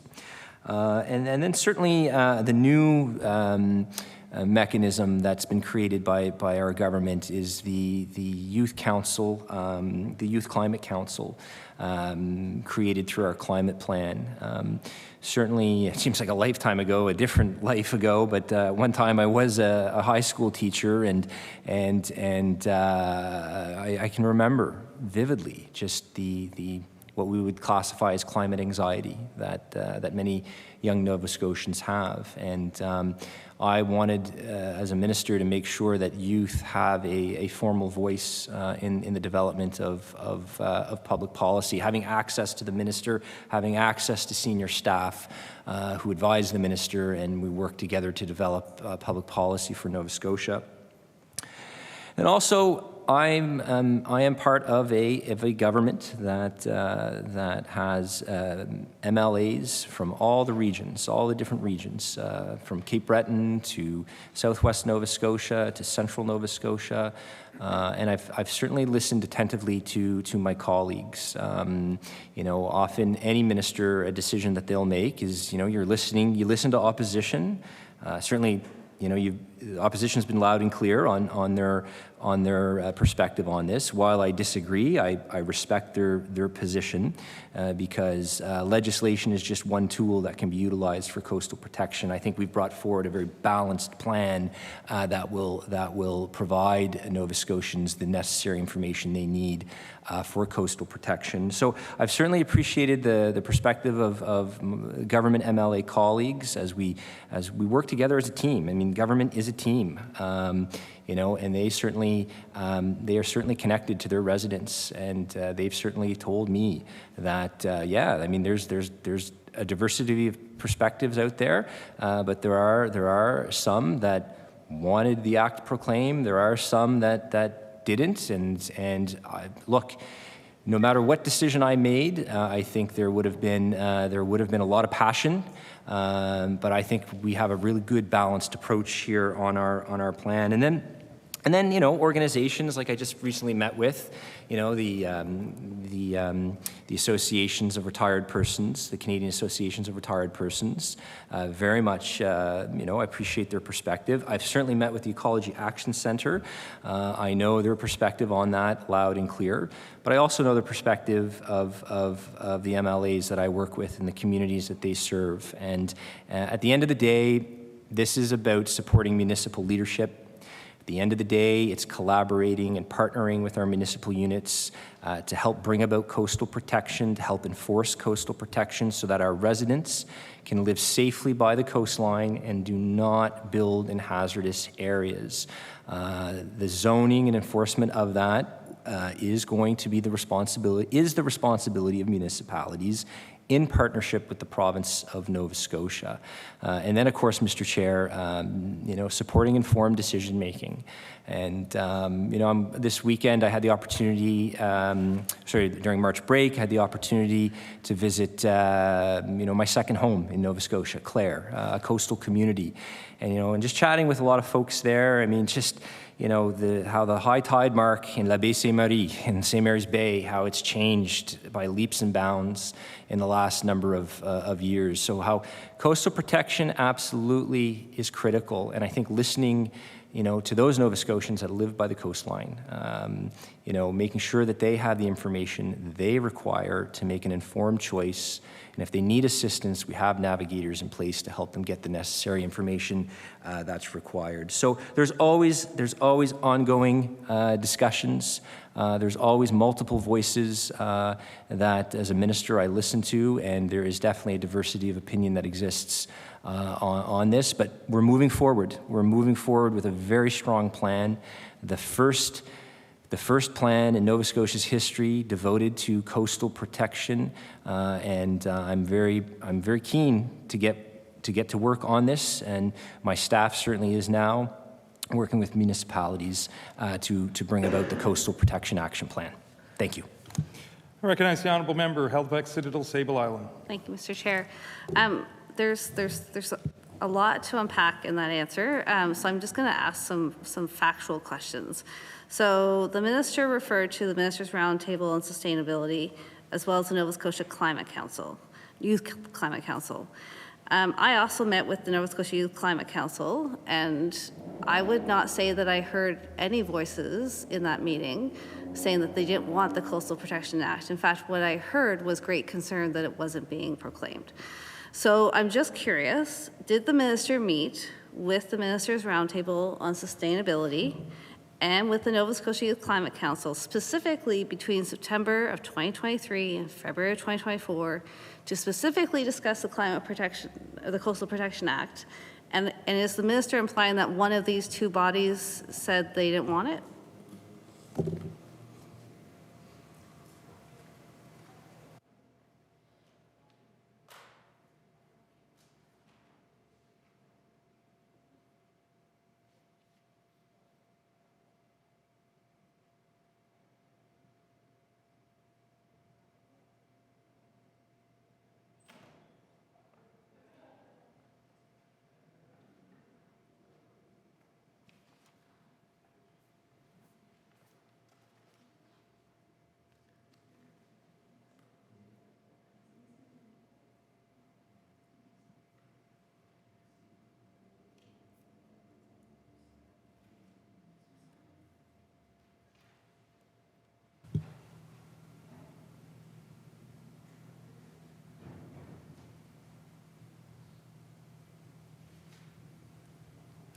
I recognize the honourable minister.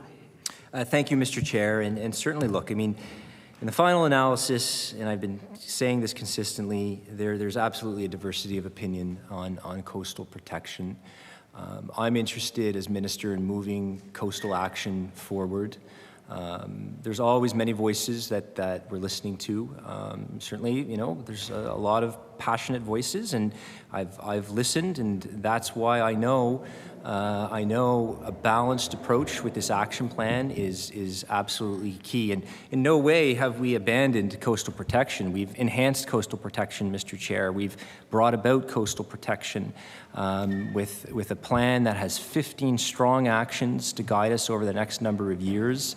A plan, Mr. Chair, that is funded right from the get-go to support municipal leadership on this, along with making sure Nova Scotians get the information they need about their coastlines. And I'm very proud. I'm very proud of this plan. I think this plan, as it gets fully operationalized, is going to set Nova Scotians up for success. We have to make sure folks are not building in unsafe areas, but we also have to recognize the solution that may be required for coastal protection could be different in southwest Nova Scotia versus, say, parts of Cape Breton. And so how do you best facilitate that diversity? How do you best facilitate that coastline, that 13,000 kilometers of diverse coastline? you work with your municipalities to implement this in partnership, in collaboration. So the work is unfolding. Certainly our work will continue with the Nova Scotia Federation of Municipalities. Our work will also continue with the federal government in terms of the disaster relief that they'll be highlighting hopefully in the next few weeks in terms of a new path forward. And certainly, look, this is what it's about. It's how we're implementing coastal protection. And at the end of the day, we have arrived at a plan that is a very balanced plan, I think a very strong, comprehensive plan that respects the municipalities, that works with the municipalities, that respects coastal property owners. They know their properties, they know the diversity that exists on their properties, and we need to make sure that we get them the information to make the most informed decision moving forward for coastal protection. Thank you, Mr. Chair. I recognize the honourable member from Halifax Citadel, Sable Island. Thank you. I mean, I'm really just searching, and the minister didn't respond to the last couple of questions, so I don't know if we'll get any more direct answers. But, I understand this idea of a balanced approach for diverse perspectives, but I personally have not seen any of those perspectives other than to proclaim the act. So whether it's been through letters that have been sent to the minister and copied to myself, and to all of us, really, I haven't seen any municipality come out against the Coastal Protection Act. In fact, what I heard from municipalities was that they wanted it. Even Model, the municipality of the district of Lunenburg, which was, absolutely doing their own work and have spent an enormous amount of time and resources predicated on passing the Coastal Protection Act, which they have now had to sort of revisit and reevaluate what they've invested so far. So I am literally searching for the minister to identify one person, one organization, one municipality who said that they needed to throw out the Coastal Protection Act and what they wanted was a plan.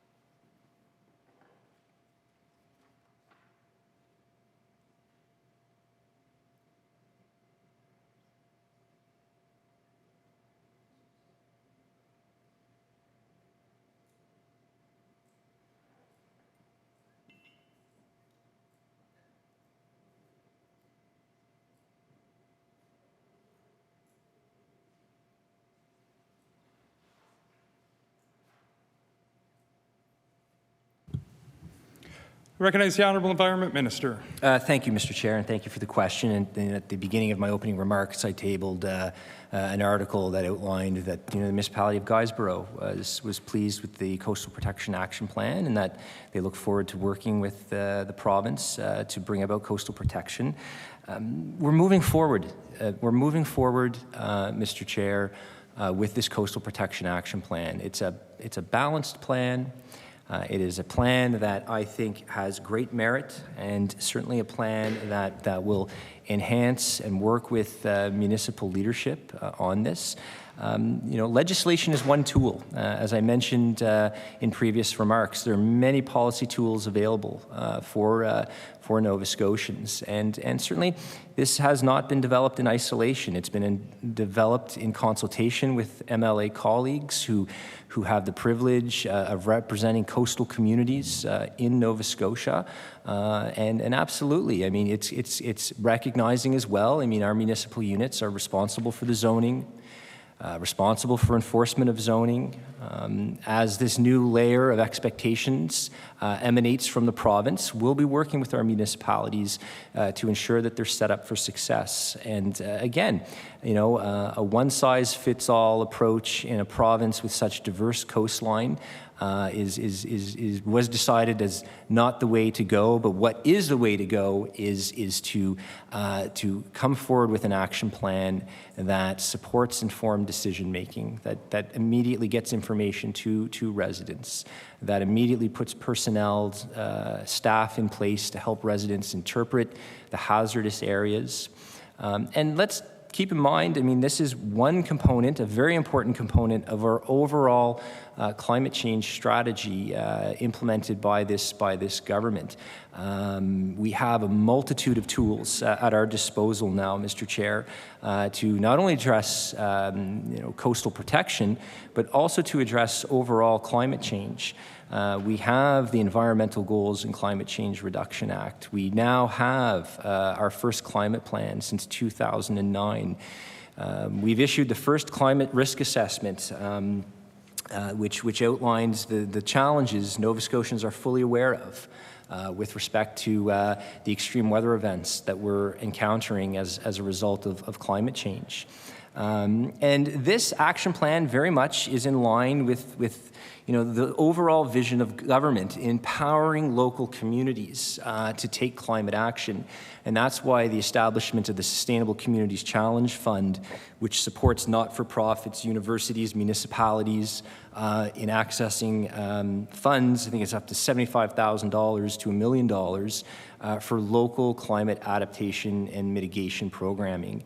So this action plan, the Coastal Protection Action Plan, is not in isolation. It's part of our overall framework for climate action, along with, Mr. Chair, us as a province transforming how we produce and use energy in Nova Scotia. Just in the last year, as the regulator, I've approved 10 onshore wind projects that will absolutely be a game changer in us getting to that 80% renewable target.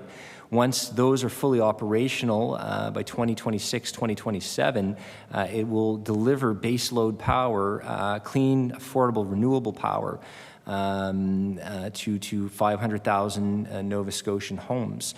So I mention these things because our Coastal Protection Action Strategy, Mr. Chair, is part of an overall strategic approach to adapting and mitigating the impacts of climate change. And certainly this is a plan, again, we're going to be deploying some things very, very quickly. The Department of Public Works, part of the plan is to put up signs, in areas that are hazardous areas that we know you shouldn't be building there. And so we've taken a very, I think, balanced approach. We've taken an approach that respects the diversity of the regions, that respects the diversity of the municipalities, that respects the diversity of the coastline, and recognizing, like on many issues confronted by Nova Scotians, there's a diversity of opinion that exists.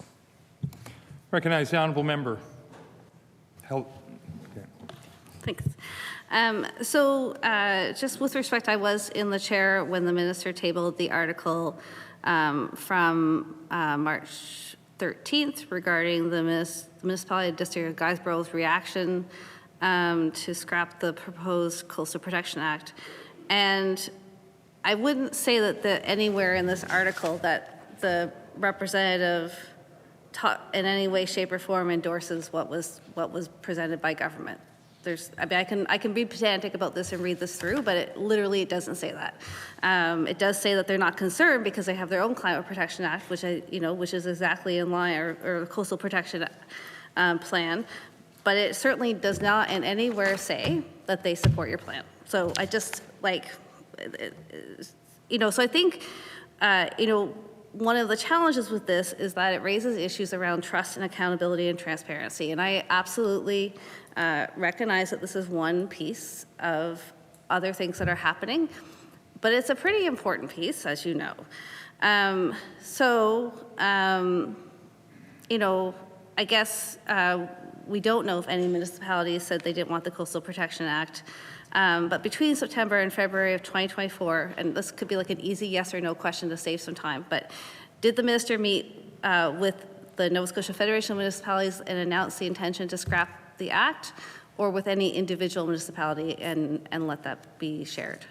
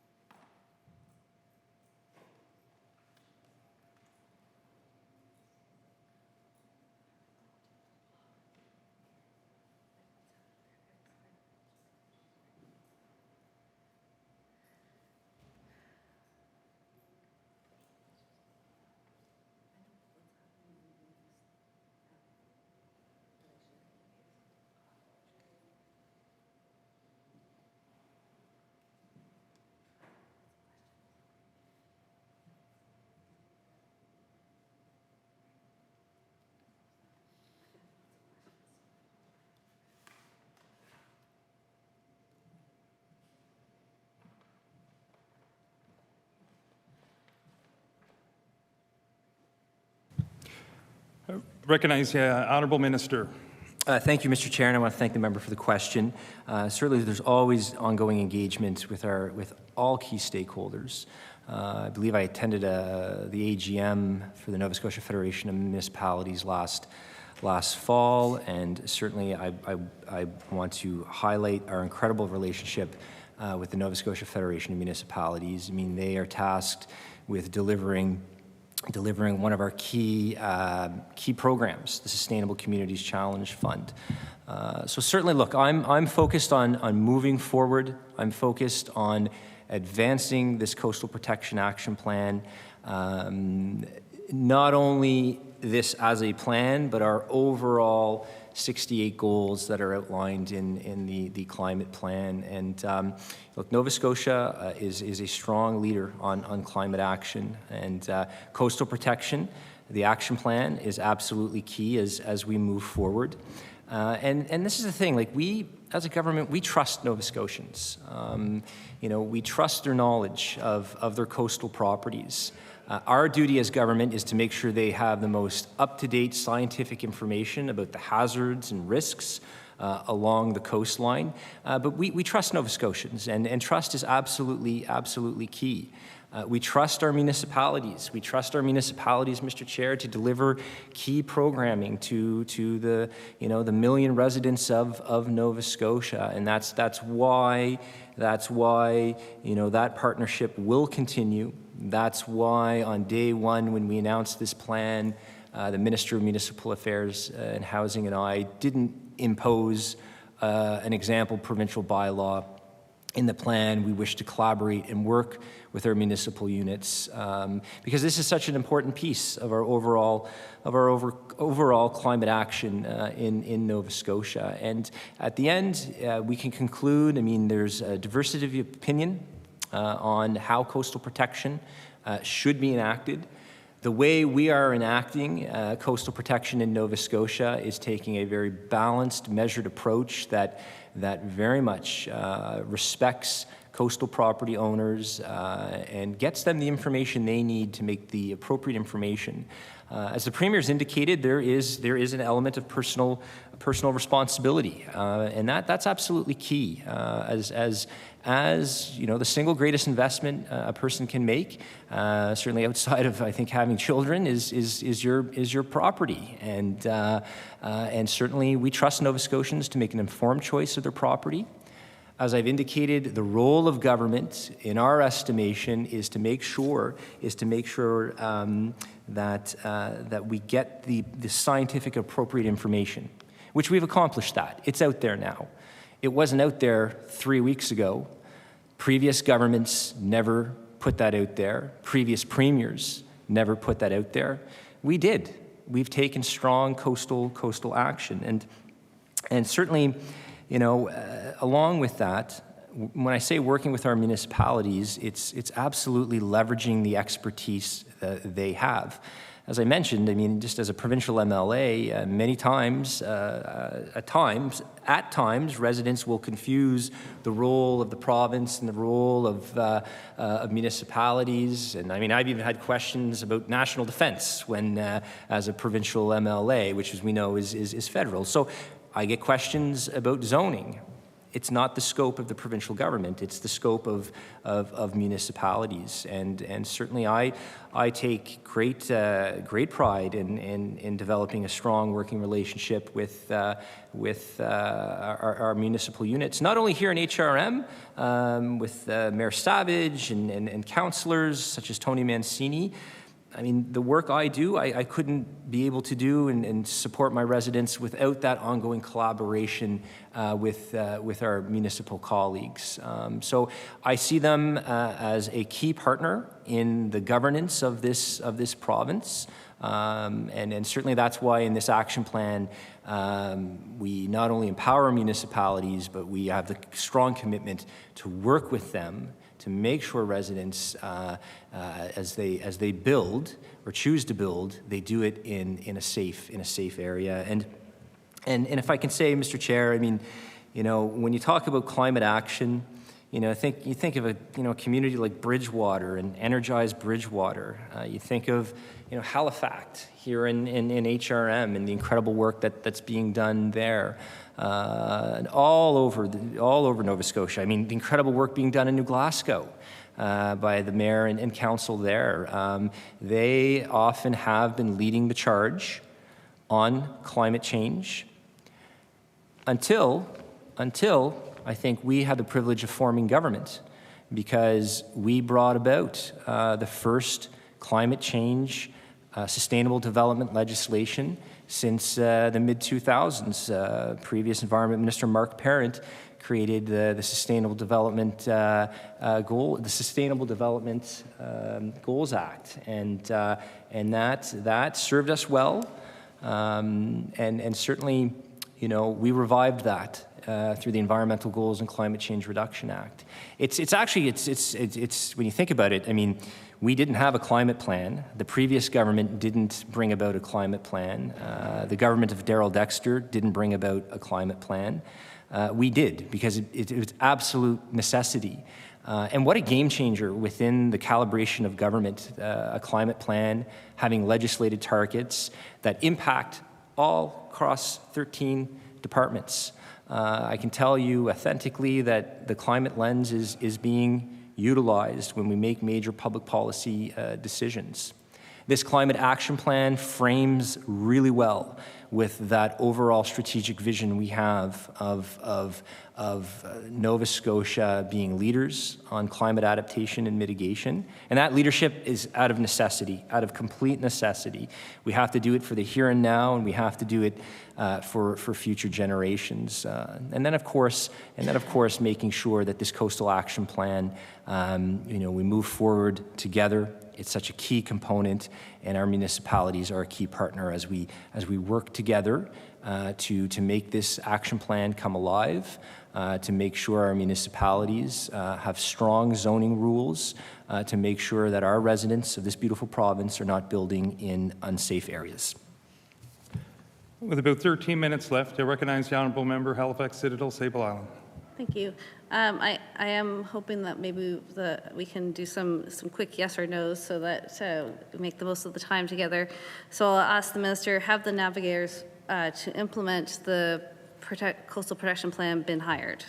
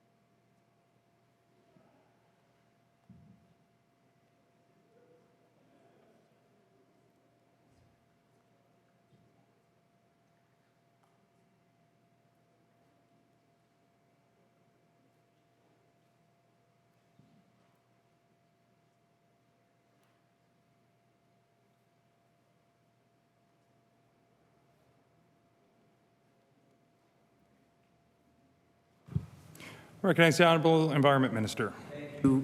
Thank you, Mr. Chair, and thank you for the question. So the Coastal Protection Action Plan was ready to go on day one when we announced, and when the online information that outlines the hazardous areas along our coastline. We know from staff has just indicated to me that there's been quite a bit of traffic on that, quite a bit of hits, and that's good. That's what we want. We want Nova Scotians engaged. Along with that, there's some very technical data that exists on that, and so we knew how imperative it was to put the personnel, the staff in place to ensure that there was correct interpretation, correct analysis of this. So we have 4 navigators in place. Many of our climate change adaptation and mitigation programming is facilitated through not-for-profits like the Clean Foundation. And certainly when I served in opposition, had the chance to get to know the Clean Foundation and the great work that they do. Certainly as a minister, I can tell you they are a key partner in the delivery of many of our climate adaptation and mitigation programming. I think, for example, the incredible work that the Clean Leaders do every summer, and I think I'll have the chance in April or May to visit with them as they begin that journey of going out into the different regions of Nova Scotia, delivering incredible on-the-ground work for climate action. So Clean is a trusted partner of the government of Nova Scotia, and certainly that trusted partnership has emanated in different iterations of government. So oftentimes when government is looking for a strong not-for-profit that has a lot of experience, a lot of knowledge, we often turn to the Clean Foundation, and that's what we've done here. They had the expertise, the in-house expertise, to help support these online tools. And so certainly, I think moving forward, I encourage residents of this province, if they are gathering information using these online tools, if they need assistance in interpreting the information, they can reach out to our navigators. But there's also other resources out there. Certainly, Climate Atlantic has mapping tools that can be utilized as well. The Insurance Bureau of Canada. See, this is the thing. It's not all about government. It's not all about government. It's about empowering all the different stakeholders. And that's what you see with this action plan, Mr. Chair, empowering local decision-making, getting information as quickly as possible to Nova Scotians, along with, of course, the mapping tools and the navigators that are in place. We also put out a resource guide for property owners, and there's lots of information on that new website. And I'm pleased to hear that we're seeing that uptake, that interaction of residents. And not only that, when the plan was released, I asked staff to send to all 55 MLAs of Nova Scotia a copy of the plan, a copy of the resource guide. Obviously, our role as MLAs on the ground is to connect our residents with the appropriate level of government departments so that they get the correct information. So at any time, if you have questions on coastal protection, certainly as MLAs, I know we all know a lot, but we're not always subject matter experts. Please reach out to the navigators. Please reach out to our department, reach out to Climate Atlantic, utilize the resource guide. This is a strong, balanced plan that I believe will stand the test of time in our overall framework of climate action. And remember, this is not in isolation, this action plan. It's in the overall strategy of government through the Environmental Goals and Climate Change Reduction Act, through our climate plan, through our risk assessment, through the Sustainable Communities Challenge Fund, through the Canada-Nova Scotia Nature Agreement, through the Clean Energy Plan, right? We need to scale up and transform how we produce and use energy in this province. And certainly we are in that period of transition, that process of transition of changing how we produce and use energy. So all these things are interconnected.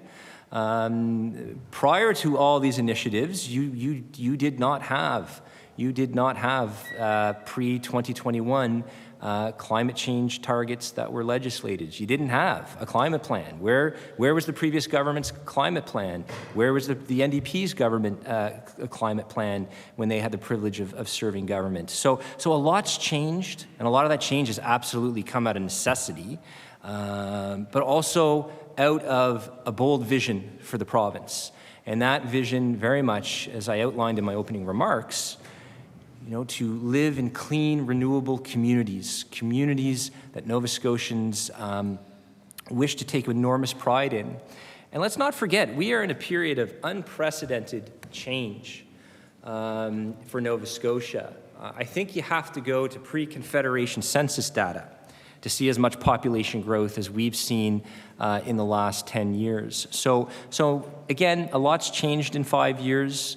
And you have a plan, Mr. Chair, I think that really reflects the realities of where we are now, not in 2019, but where we are now in 2024, and moving the province forward with Coastal Protection Action Plan, moving the province forward, utilizing our much bigger strategy through the climate plan and the Environmental Goals and Climate Change Reduction Act.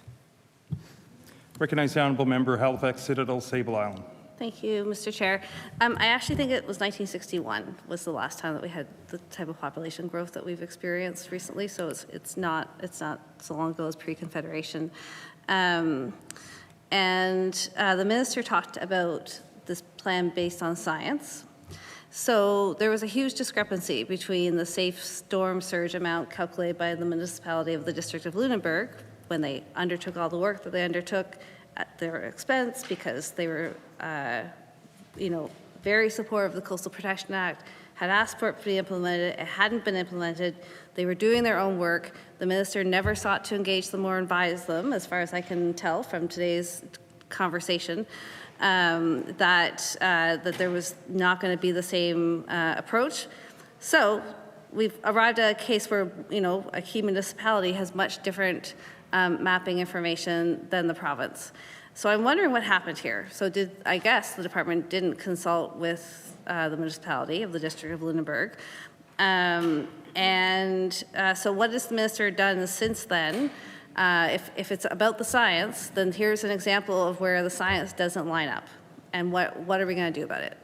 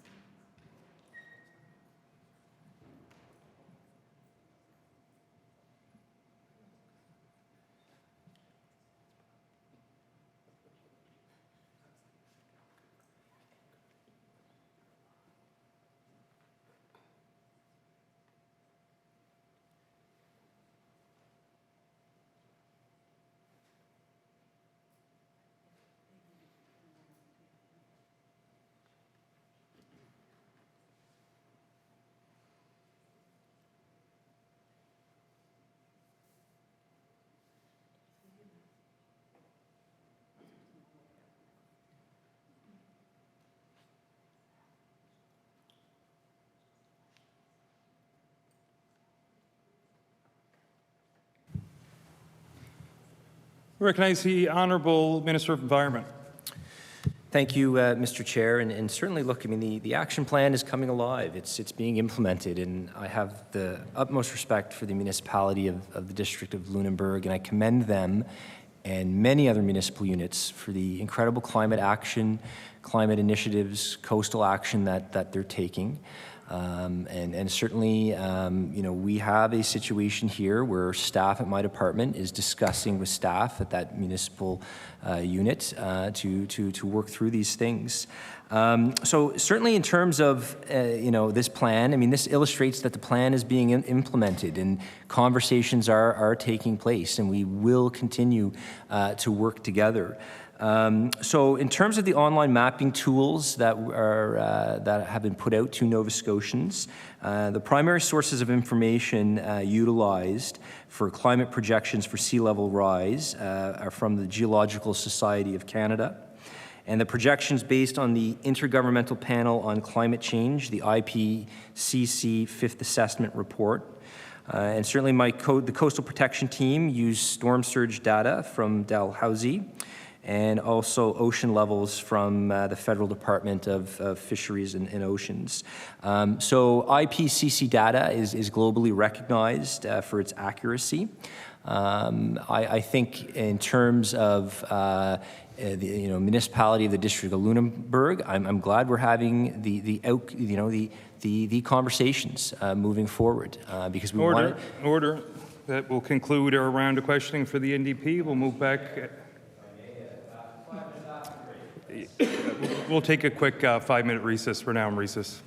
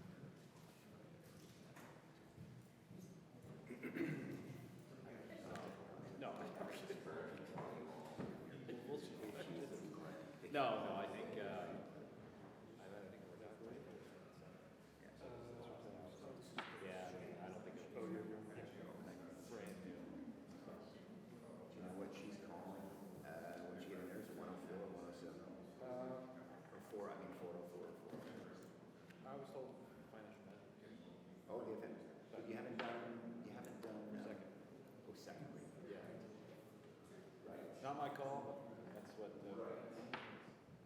Bedford South. You got it. Testing my memory. Yeah, I remember. I was at something with Jeff Regan. He was the speaker federally, of course, and it was cool. He had like a House of Commons had made a little app for him. Oh yeah. Like flashcards, because there's 330 members, right? And particularly like particularly like if you're not a native French speaker, like a lot of the ridings in Quebec have very long French names too. So it would just show the picture, and then he would have to identify the person in the riding. I'd have it butchered. Yeah, can't imagine. Yeah, there's 335. 338. 338. That's right. Yeah, 338.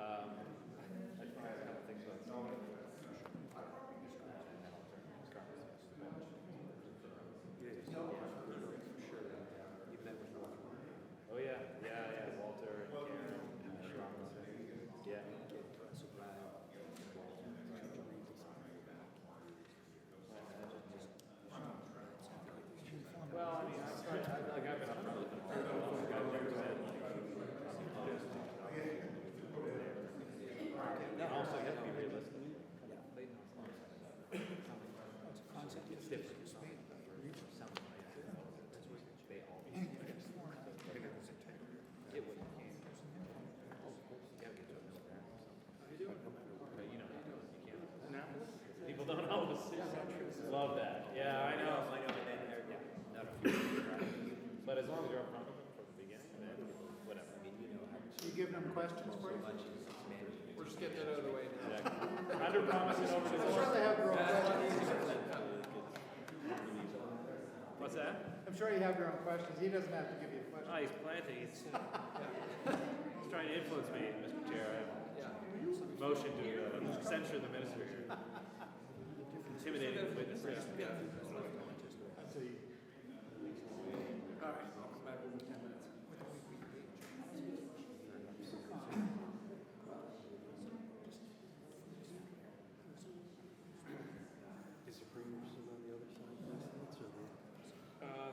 Yeah. Pretty much. Yeah, probably a minute or two apart. I don't know. They're both. They had one. We just left for. They had one break. They had a 5-minute break as well. Yes. Okay. So probably on the same schedule. Yeah.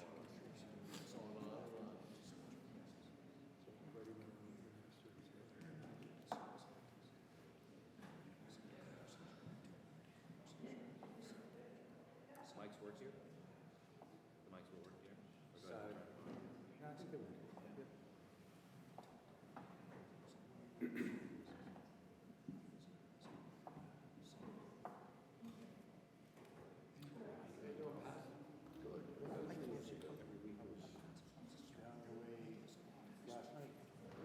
Ready to just finish my education, just overnight.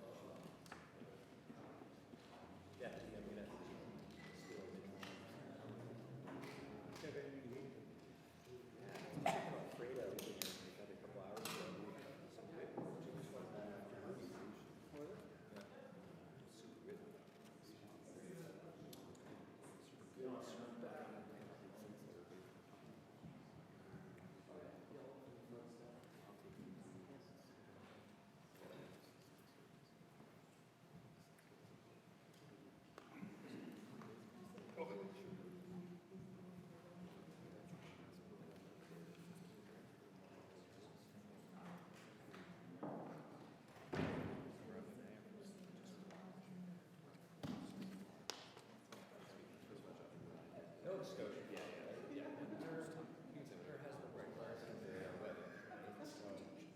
No other jurisdiction in Canada.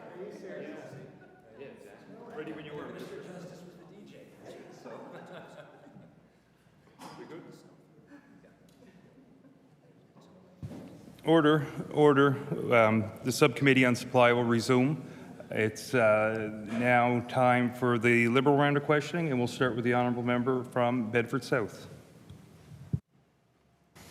Thank you, Mr. Chair, and thank you, Minister, for being here, and to the staff as well. Really appreciate your time. I have a couple brief questions, cameo appearance, and then I'll turn things over to my colleague from Annapolis. But I just wanted to ask Minister about Sandy Lake, which is in my riding, and which is a unique, interesting area, Sackville River watershed. There's a lot of interest in protecting that area as much as possible. As I'm sure you know, part of that area is within a special planning area for housing development, 6,000 units. It's the biggest special planning area. And I'm just curious, there's been several studies done, of course, over the years. There's a recent study that's been done by McCallum, I believe. I'm just wondering, has the department had any involvement in that study specifically, or more generally in the potential protection and environmental value of Sandy Lake? Thank you.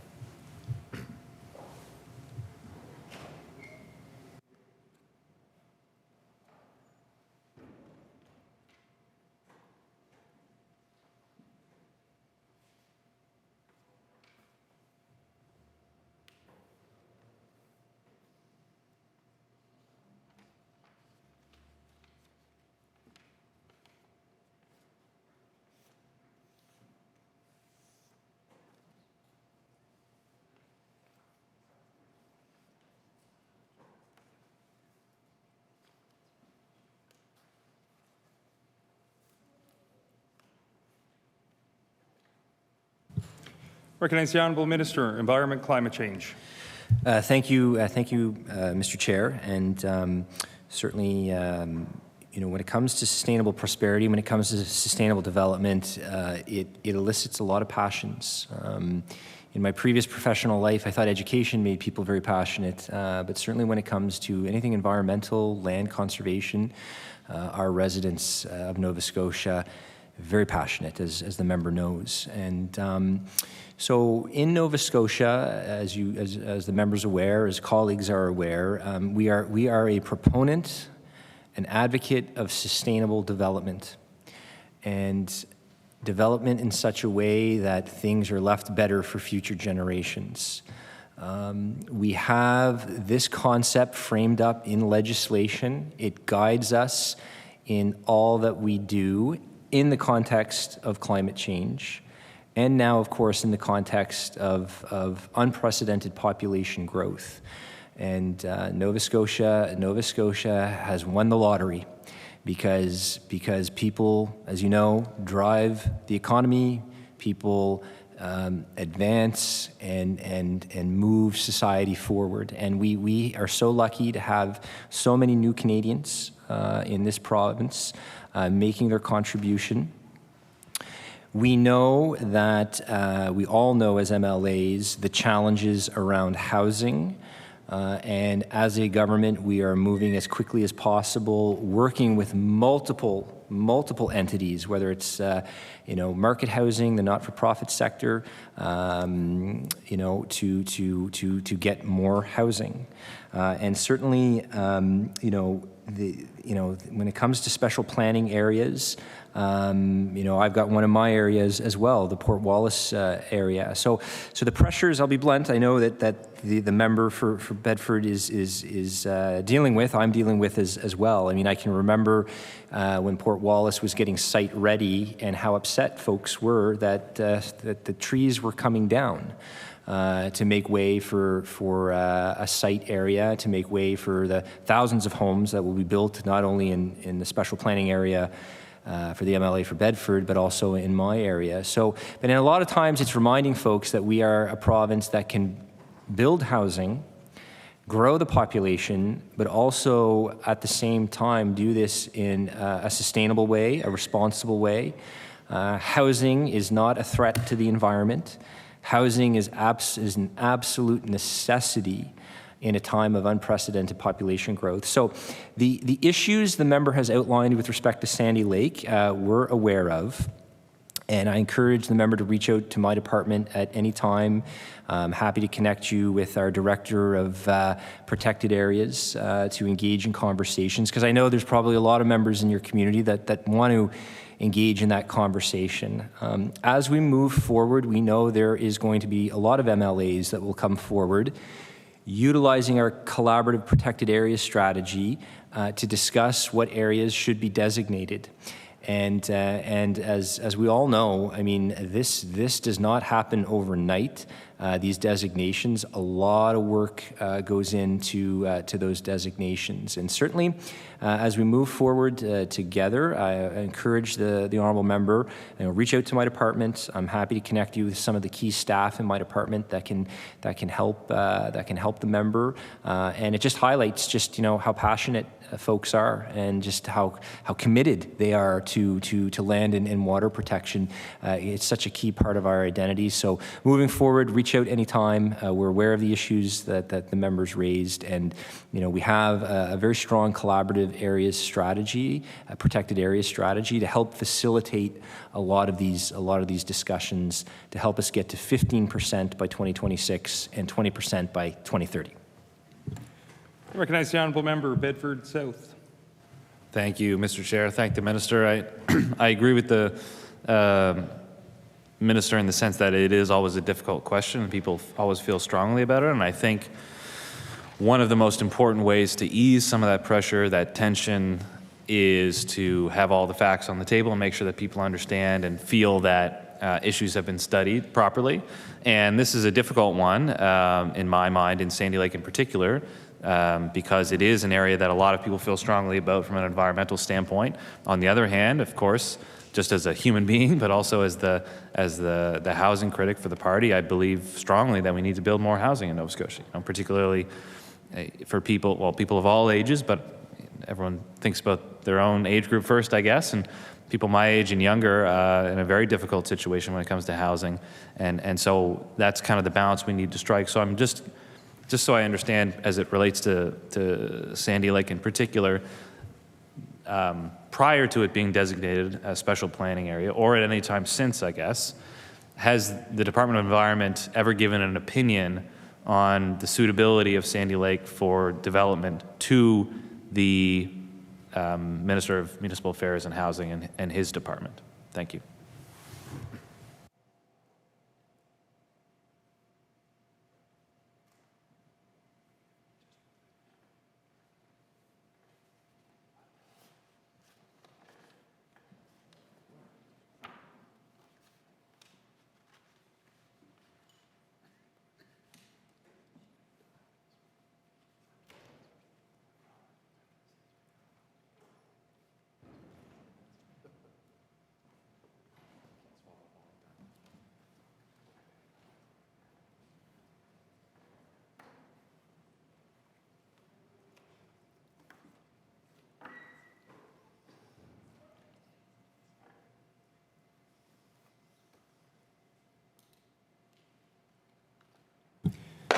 Recognize the Honourable Minister, Environment, Climate Change. Thank you, Mr. Chair, and thank you very much for the question and the advocacy on this important topic. And so certainly, look, I mean, I hear a multitude of perspectives, as I've said throughout the afternoon on many issues, and certainly on this one, and I'm aware of the various perspectives. Certainly, as the regulator, as the neutral steward of any environmental process, you know, I certainly make myself aware of the different perspectives that are out there in terms of any decision I would make, and certainly, look, I mean, you know, we have I think a real appetite in this province to discuss you know, protected areas. You know, not only whether you know, Sandy Lake is a candidate, but other areas of the province that MLAs have talked to me about that their residents have approached. So I want the honourable member to know that my team is accessible. The protected areas strategy is going to guide us as we designate new areas. And as minister, I'm fully aware of just you know, just how passionate people are on this topic. And I think we've created a great platform, a great mechanism to facilitate more protected areas faster. The Canada-Nova Scotia Nature Agreement, I just want to take the opportunity and thank Environment and Climate Change Canada and, you know, for the incredible work that they've done with us on this. This is going to be very, very helpful in operationalizing us getting to that 15%. And as a department, you know, responsible for our wilderness areas and nature reserves, I know we'll take all submissions into consideration. You know, and the decisions we make as government always attempt to be, you know, a balanced approach that maximizes the public good, that really maximizes good public policy, not only for the here and now, but for many years out. And if I can tell this story, I mean, we're going to be in Canada. We're going to be honoring Prime Minister Brian Mulroney on March 23rd. And one of the early conversations I requested was to speak with the former Prime Minister, who was a very, very strong leader on environmental issues.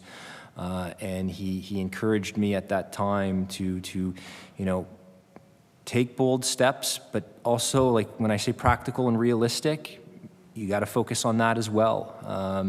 And I think, you know, when it comes to land and water protection, Nova Scotians, you know, they absolutely love this. And, you know, and one of the greatest ways I think you can be involved in climate action, in sustainable development, is being involved in a local community group that's advocating for land protection. And I've had the privilege of meeting many of these groups and meeting many key leaders on this over the years and learning a lot from them. I think of someone like Chris Miller. I think of someone like Walter Regan, who we all know is very, very passionate and will not be shy to tell you what he thinks. and certainly all those voices I appreciate as a minister, and certainly those voices are absolutely key in the development of good public policy. So certainly, as requests come in, I encourage all MLAs, reach out to the Department of Environment if it relates to a potential wilderness area, nature reserve. We have a strong protected areas strategy to guide us to get to that 15% by 2026, and then in the out years to 2030, 20% by 2030. I recognize the honourable member, Bedford South. Thank you, Mr. Chair. Thank the minister for that. And I would just reiterate to the minister, to the department, to all departments, really. I think whenever issues boil over or become controversies, oftentimes it's because people don't have access to information that would actually explain a lot of their issues if they had access to it. So I would just make a plea for, when decisions are being made around all of these things, to be as open and transparent as possible, because, the absence of information leads to problems, big problems across the board. So that's a plea there more than anything. But I want to thank the minister for making the staff available. I know the minister and I have also been out at Blue Mountain Birch Cove Lakes, which is also at least partially in my riding, and hopefully we'll see that as a national urban park soon, because I think that would be a wonderful thing for HRM. So with that, I will pass my time over to my good colleague from Annapolis. Thank you. I recognize the honourable member, Annapolis. Nice to be known as a good colleague. Thank you. And welcome to the minister and welcome to staff. Thanks for being here. And I've been back a few years in a row now. Don't have as many questions as I did last year, but pardon me. I wanted to start with the crossover between the Minister of DNRR, who happens to be here, and the minister that we're discussing things with. High production forestry is going to be phased in over 35 years, a rate back of the napkin math of 5,000 hectares a year. And both ministers are tasked with moving 300,000 hectares into protection within the next 7 years. I think 82,500 within 2 years. So enough of the math. In Annapolis, we see high production forestry areas be identified, but we see 0 new protected areas identified. So maybe the minister could assure me or assure people in Annapolis or both that potential protected areas that aren't currently identified won't be affected by DNRR's ability to identify potential sites for high production forestry and other forestry practice. Thank you.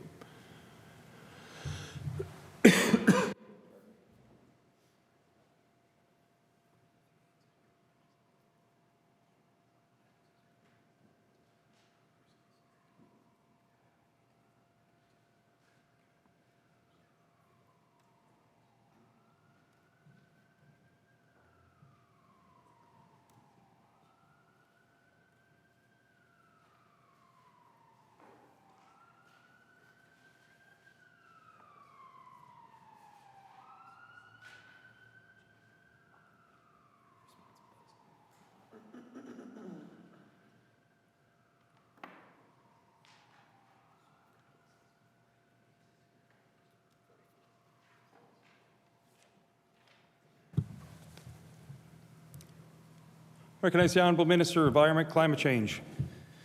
Thank you, Mr. Chair, and thank you very much for the question. So first off, I can assure you that the Department of Environment and Climate Change and the Department of Natural Resources and Renewables works very well together on a multitude of issues. And it also helps that the minister over there, he's not that bad of a fella. He's all right. He sits there and thinks he's got a better haircut than me, but he doesn't.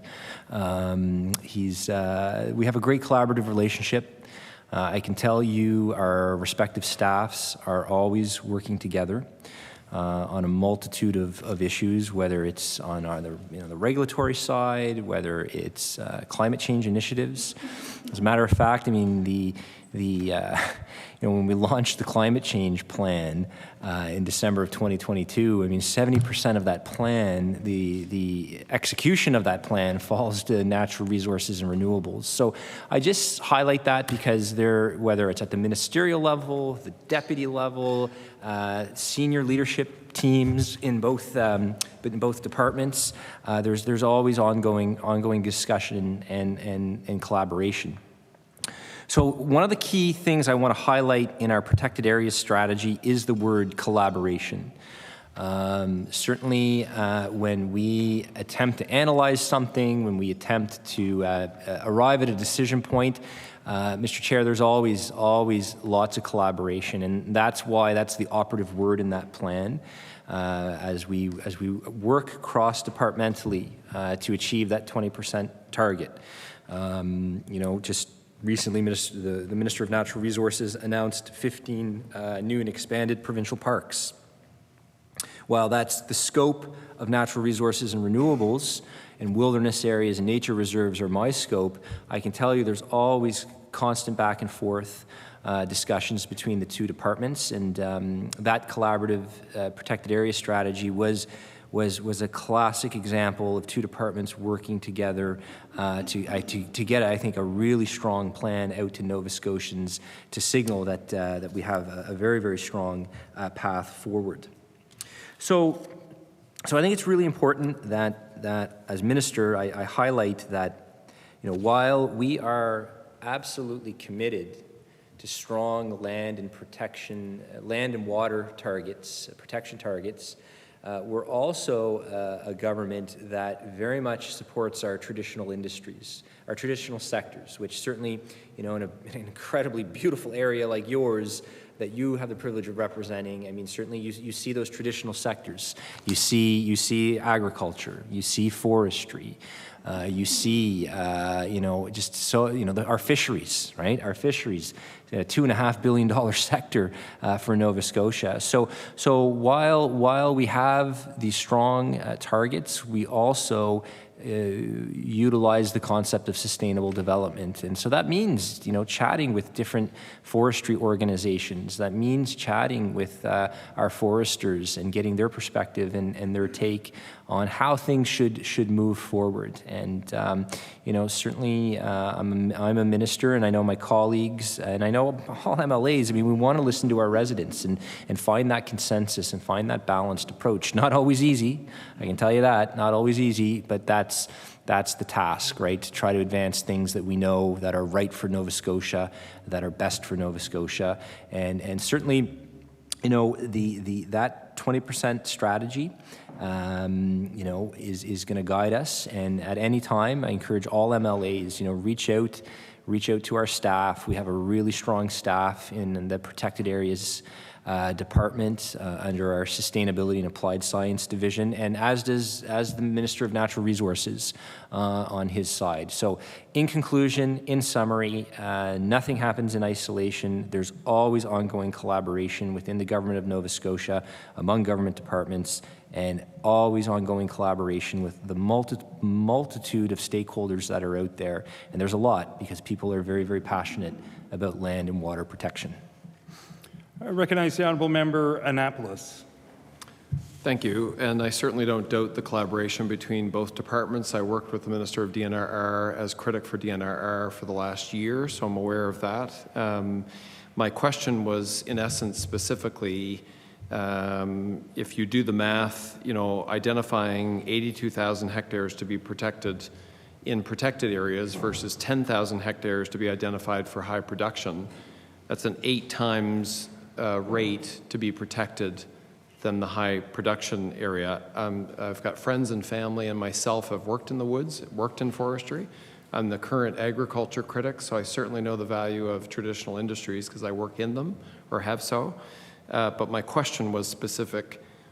We aren't seeing protected areas be identified in Annapolis, but we certainly see support for industries such as forestry that deserve that support. So I'll move on to the next question. That one wasn't answered, but maybe one of the minister's staff could follow up with a more specific answer. Pardon me. Leahy suggests a Class 2 EA environmental assessment for forest planning. And part of that, I believe, will replace the map viewer, which I think is a dismal tool. But has the department agreed to add this Class 2 EA assessment to forest planning? And if so, what is the plan and when will this plan take effect? Thank you.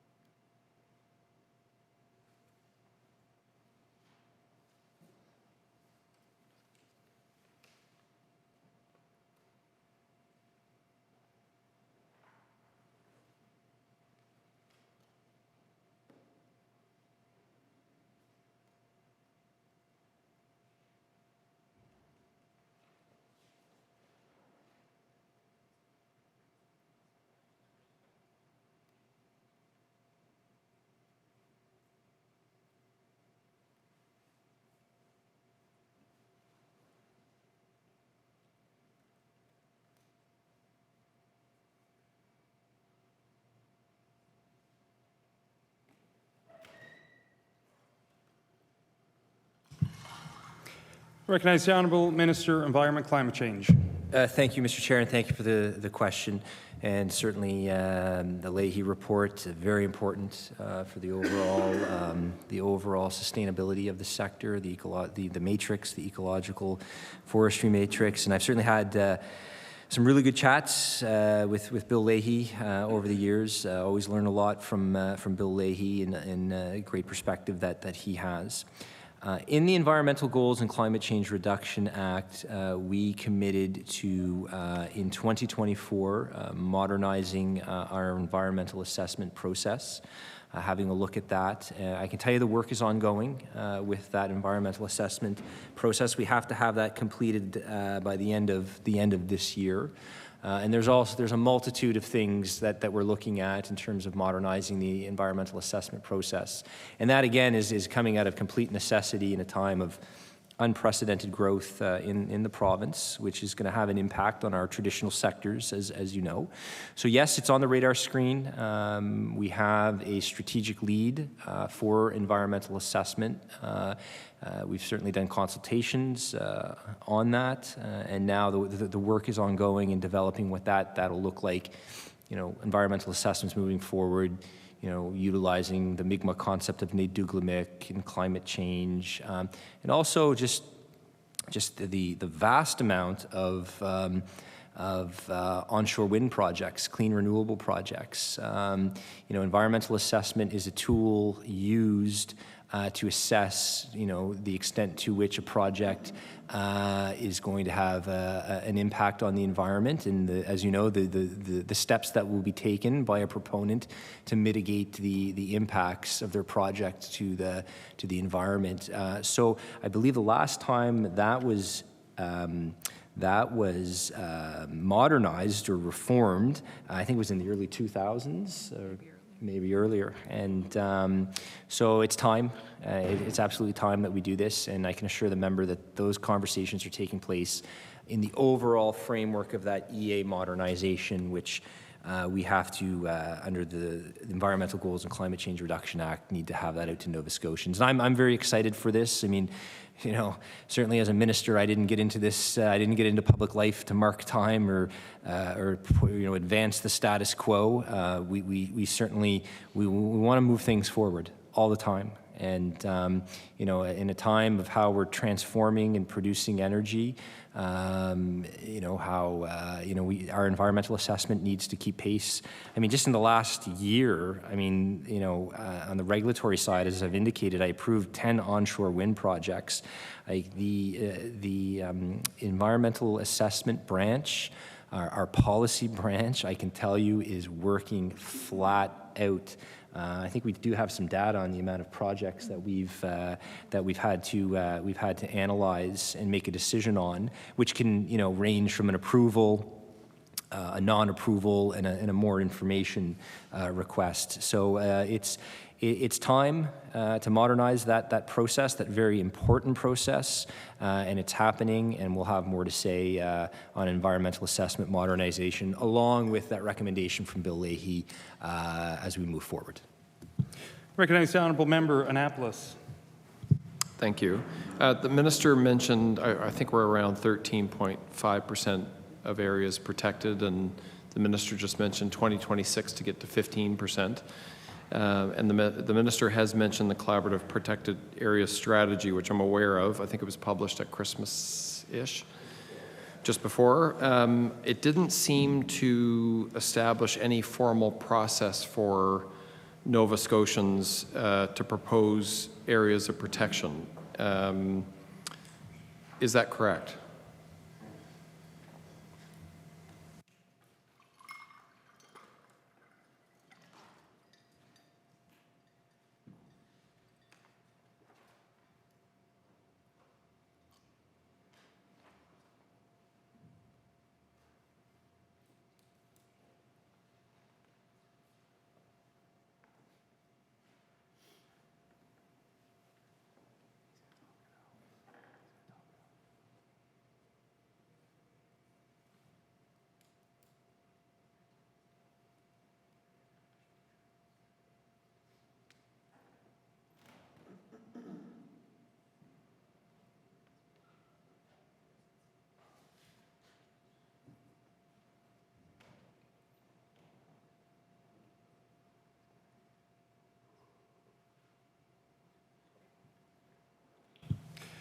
I recognize the Honourable Environment Minister. Thank you, Mr. Chair, and thank you for the question. It is correct to say that both environment and climate change and natural resources and renewables has the in-house capacity to facilitate, to listen to the suggestions.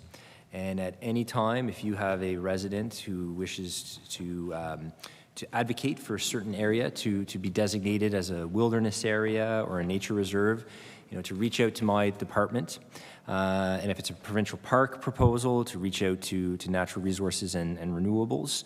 So we have the capacity in-house. The strategy that we announced, I think it was December 22nd of last year, it very much is a collaborative approach. It's a roadmap. It's a framework to guide us to get to that 20% strategy, utilizing crown lands, private lands, and you have a lot of different solutions outlined in this plan, along with utilizing what's known as OECMs, other effective conservation measures.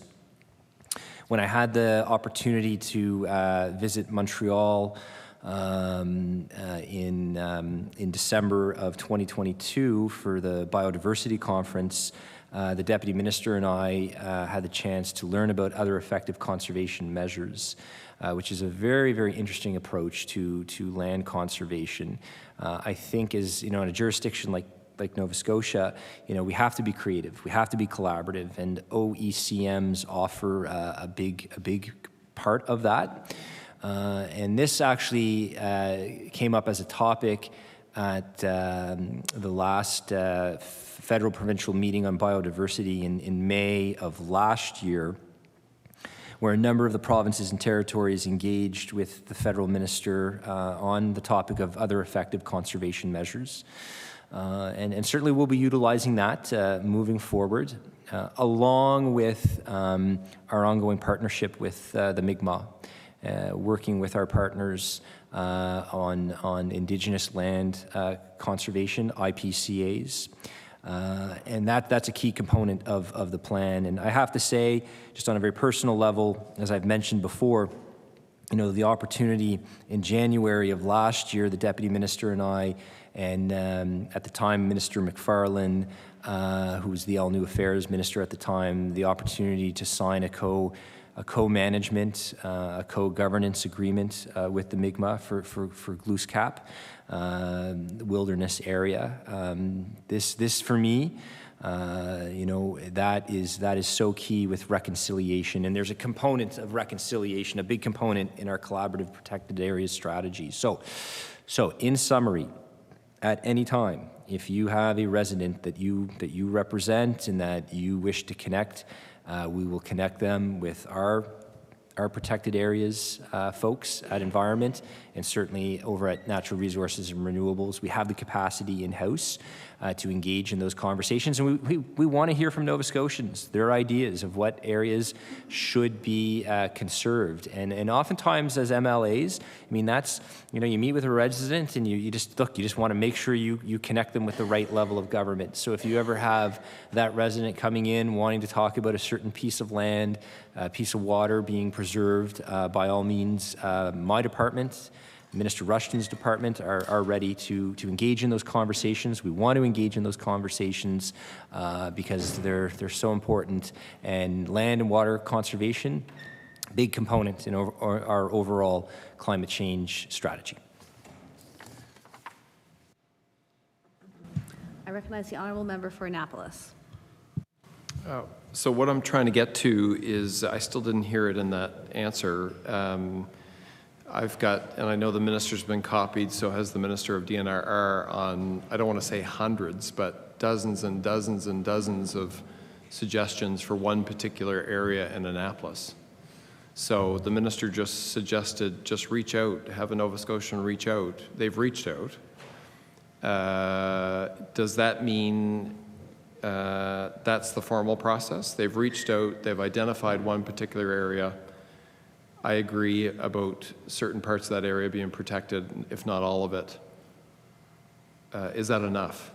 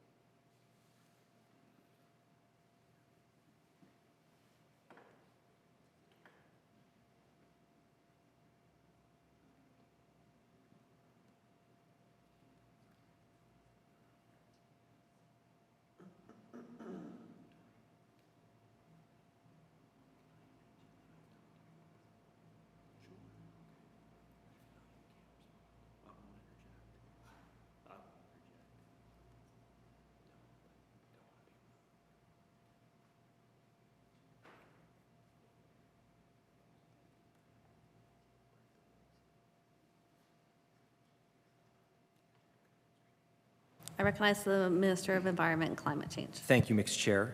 So absolutely, as I said, we have the capacity, and I don't want the member to think that the recommendations that come in from community are lost into a black hole or an abyss. We take this absolutely into consideration within the framework of that collaborative protected area strategy. And if you look at sort of the 4 pillars or solutions outlined in the 20% strategy, I mean, solution 1 is to identify, protect, and manage provincially administered lands and inland waters, and we highlight a number of key actions to achieve that goal. The second pillar is we will work with people and groups to support education around the expanded conservation of private lands, and in the plan, as you know, you see the actions that we'll take. I've highlighted the support of Mi'kmaq leadership in conservation, but also the 4th pillar very much relates to the member's question. And that pillar or solution is we will foster partnerships to highlight community and economic benefits derived from our protected and conserved areas, such as exploring with government and non-government partners how best to position our system of protected and conserved areas and branding Nova Scotia as a great place to live, work, and visit. So to that, I'd say to the honourable member, absolutely, continue to reach out, continue to advocate, continue to have meetings. The process of getting a designation, a lot of work goes into it. As the member knows, both NRR and ECC are finishing up the 2013 PUPA plan, Parks and Protected Areas plan, as you know, and so the work is still ongoing, 11 years after that. And one of the early files, as I mentioned, was that was brought to my attention, and certainly got my interest was Archibald Lake. And we designated that as a protected area last summer, but that was almost 2 years of work, right? So this is the thing. I mean, I really applaud the land and protection folks out there. I mean, they are champions of patience because you're dealing with some very. I mean, these are land transactions, right? So very complex. A lot of passion around it, a lot of opinions. And certainly, moving a designation forward, both the Minister of NRR and I know it has its challenges and opportunities. But bottom line is continue to encourage your residents to engage with my department, natural resources and renewables. And in some cases, I mean, it's years in the making when we finally get something across the finish line. Do I want to go faster? Absolutely. I work with the Premier, as does my colleagues. It's just in my nature. Go fast and get it done effectively. And I really feel with this collaborative protected area strategy, we've got a great roadmap, a great framework, and we have the capacity at both departments to facilitate these discussions and to reach out at any time to our Director of Protected Areas at both departments. Recognize the Honourable Member Annapolis. Thank you, Minister. So I have reached out to the department a number of times. There is a volunteer group, citizen scientists in Annapolis. They have proposed a Goldsmith Lake area. I think the minister has seen those same dozens of emails. So they've done the engagement, they've organized music festivals, they've organized letter campaigns, they've organized community town halls. I mean, and there's no end. They will continue to organize. They're that passionate and committed to this particular area. I've been there, I've walked it. I grew up on a farm and we had a woodlot and worked in the woods. The only reason I mention that is, I mentioned in my previous preamble that I have experience working in those traditional sectors, but my career before coming here was owning and operating tourism companies. And if you're looking at areas that are considered as tourism opportunities or economic development opportunities, this area is it. I mean, along the lakes, some of the oldest trees I've seen in the area, and I can understand industry wanting to be in there as well, but there's got to be some kind of compromise where, this particular area, Goldsmith Lake, I think up to 40 species at risk identified lichens and counting. So I guess, it's a rhetorical question, but when is enough enough? The community has for years put on all these events. They've highlighted the fact that tourism operators want this to be looked at as a wilderness area or protected. People that work in the industry agree, some don't. But my question is, what will it take specifically, knowing full well that the minister and his staff are working through the previous list? What does it take to flag this particular area for an interim basis? I've asked the department before, there is no mechanism to flag a piece or keep it in an interim process. I want to credit the Minister of DNRR. This particular area was on hold for harvesting. It's been approved to be harvested. It's now on hold because of all these species at risk areas being identified. So if the departments are collaborating, and I've spoken to the Minister in the Department of DNRR who says talk to the Minister of Environment, where does this piece fit with SAR occurrences, with the community that wants to identify this particular area? They're looking for action and some kind of movement on this particular piece. Thank you.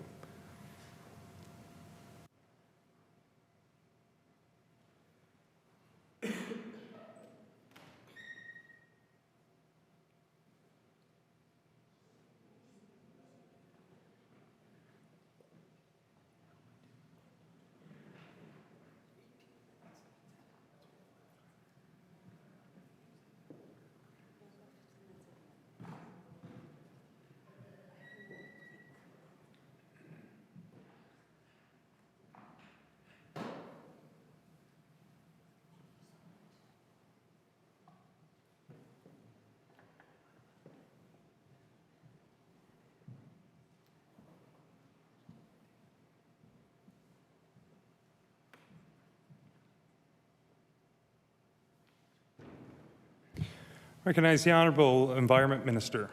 Thank you, Mr. Chair, and I want to thank the member for their comments and question. And it's certainly, I know for you as a leader in your community and myself serving Nova Scotia as a minister, it's not lost on us just, the incredible work our residents do in advocating, highlighting, you were just highlighting some of the different events that that folks have engaged in to raise awareness, and that's not lost on me. Like that's passion, and we see that from one end of the province to the other. The advocates for various areas to be protected. I would say, though, I'm confident in the roadmap that we've put out with our collaborative protected areas strategy. 4 key solutions or pillars to that plan.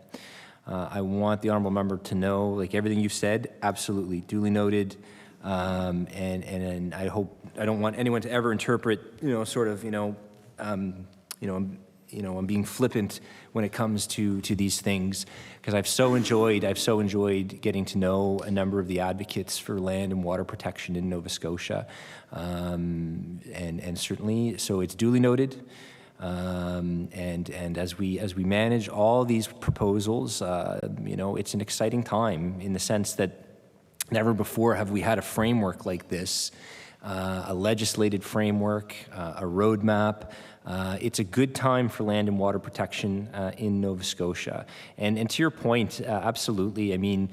So many folks that come to Nova Scotia, specifically from other parts of Canada, we're renowned for our pristine ecosystems and just the love of our coastline and living beside that coastline in a safe way.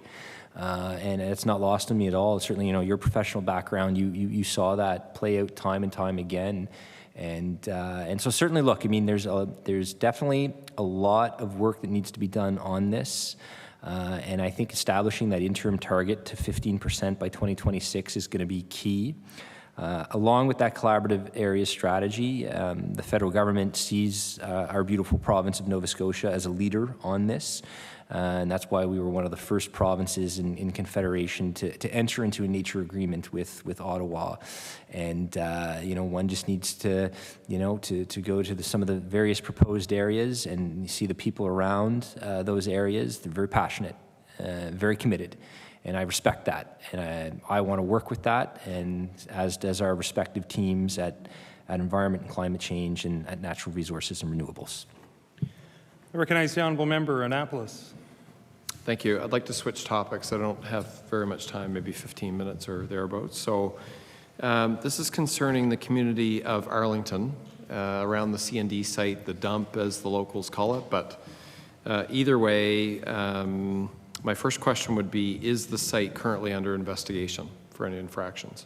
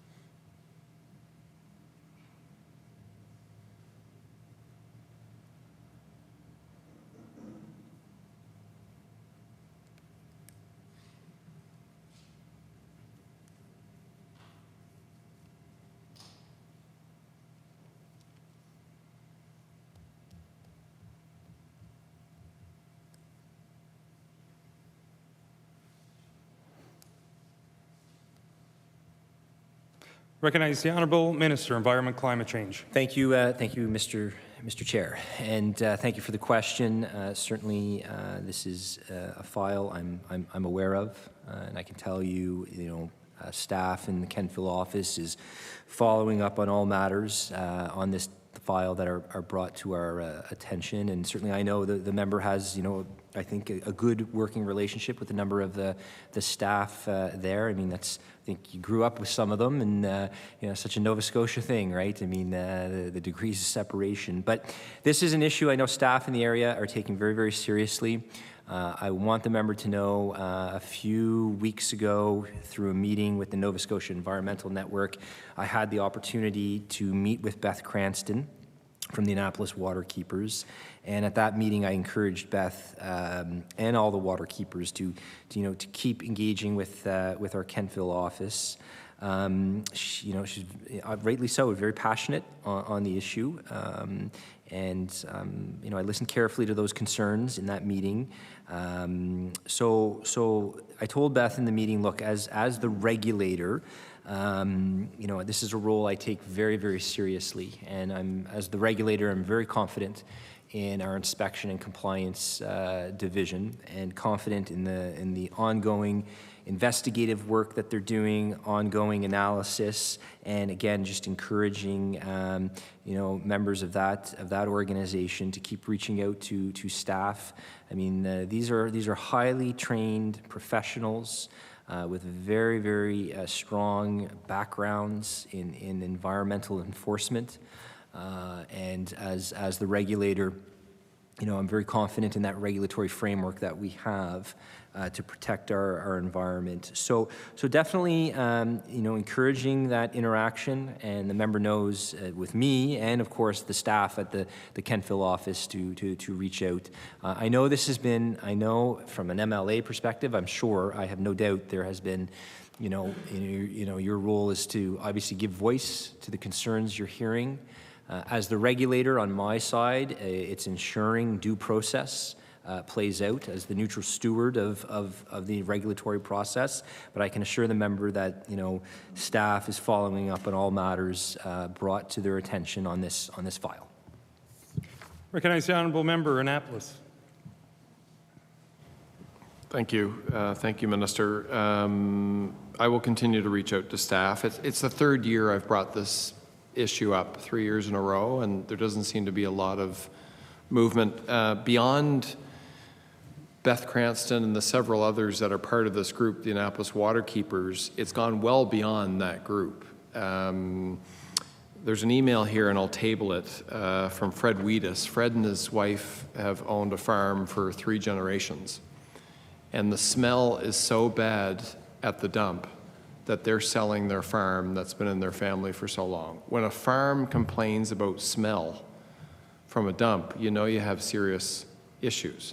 This isn't just a small group. This is everyone in that community. They leave the community for days at a time when the wind's in a certain direction. They don't go back to their property. It's gotten worse. I've reached out to the company. Unfortunately, they've said there is no problem. So I need to lean on the department to try to fix this. So I guess, is the minister aware of this particular issue, and what can we do so that, farm families aren't selling their farms and other families aren't leaving the community to get away from this smell? It's become unbearable. Thank you.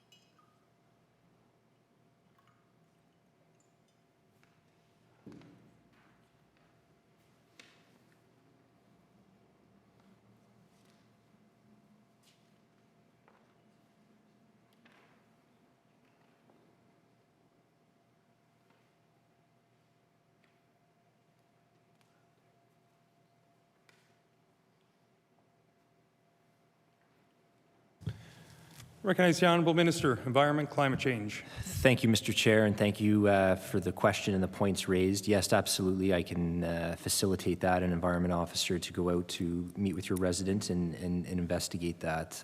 Obviously, issues such as that, we very much want our residents to know that they can reach out to our regional offices throughout Nova Scotia.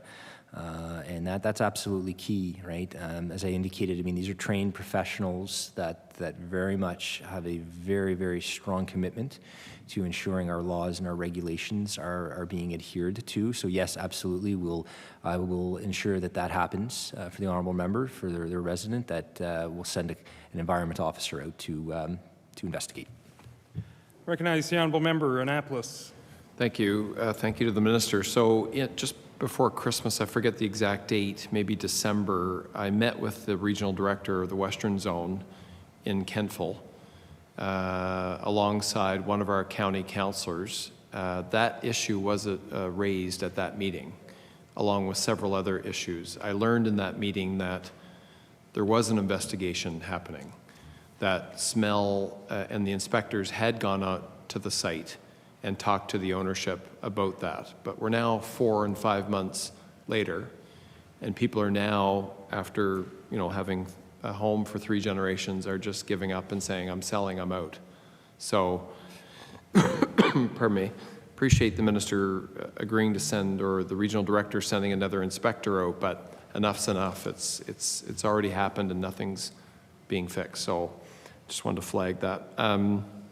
My last question, then I'll hand it over to my colleague from the NDP. It's around water monitoring. So I guess my question, my comment would be, the residents have mentioned poor water quality in their homes due to this facility being there. They can't afford to get water tests done on a regular basis. I actually went on a four-wheeler a few months ago, I guess, on one of their excursions on private land to test the water. I wasn't testing, I was just observing and checking out what they were talking about. It's a lot better to be there in person than read emails and hear it on the phone. So my question would be, where does that stand if residents around this site are saying their drinking water is contaminated? They can't afford, and there doesn't seem to be any program to pay for their own tests. Would the minister or the department be willing to test that water on private land, should those private landowners give permission? And would the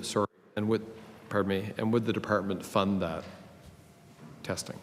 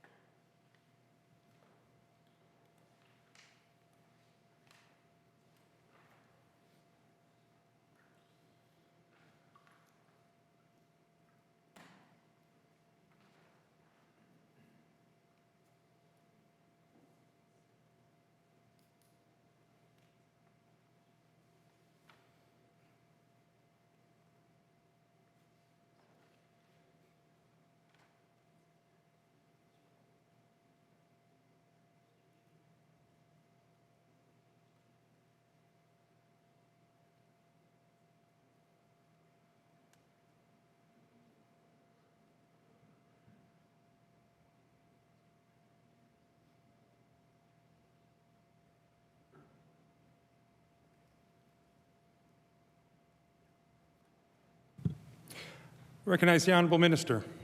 Thank you, Mr. Chair, and thank you for the question and comments. Absolutely, our Executive Director will follow up on this. I know you know our Executive Director quite well, and certainly, as the member knows, all the decisions on the ground and as a minister that are made are as regulator, it's based on the science and the data, and that's what our environment officers utilize when making a decision call on the ground. I'm very, very confident in the regulatory framework and the professionalism and competence of our environment officers. So absolutely, yes, this is duly noted. The executive director will be reaching out to you on this, and your suggestion related to water testing, that'll be taken under advisement. Recognize the honourable member Annapolis. Thank you to the minister and staff. Have a good night. Thank you. I recognize the honourable member for Halifax Citadel Sable Island. Great, thank you. And can you tell me how much time is left in total? Yeah, we have approximately 16 minutes and 38 seconds. Okay, great, thank you. So I wanted to ask about, the sort of concern and confusion around changes to the wetlands conservation policy, or perhaps changes in how wetlands conservation policy is interpreted. I've heard from a lot of folks from around Nova Scotia, a lot of folks in science, and folks at the Ecology Action Centre. I have asked the minister in the House before about this, and I do think that there is something new, and we did see that from a FOIPOP. So why were the guidelines updated, and in particular, why were they revised to exclude vulnerable or special concern areas?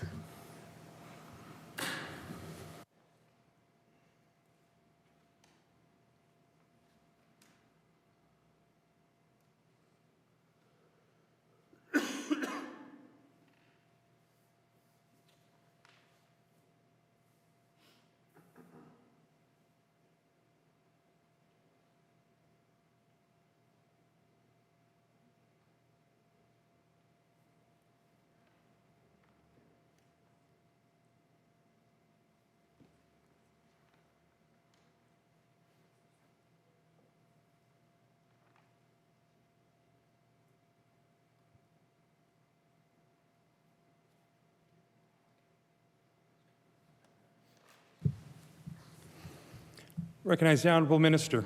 Thank you, Mr. Chair, and thank you very much for the question and the opportunity.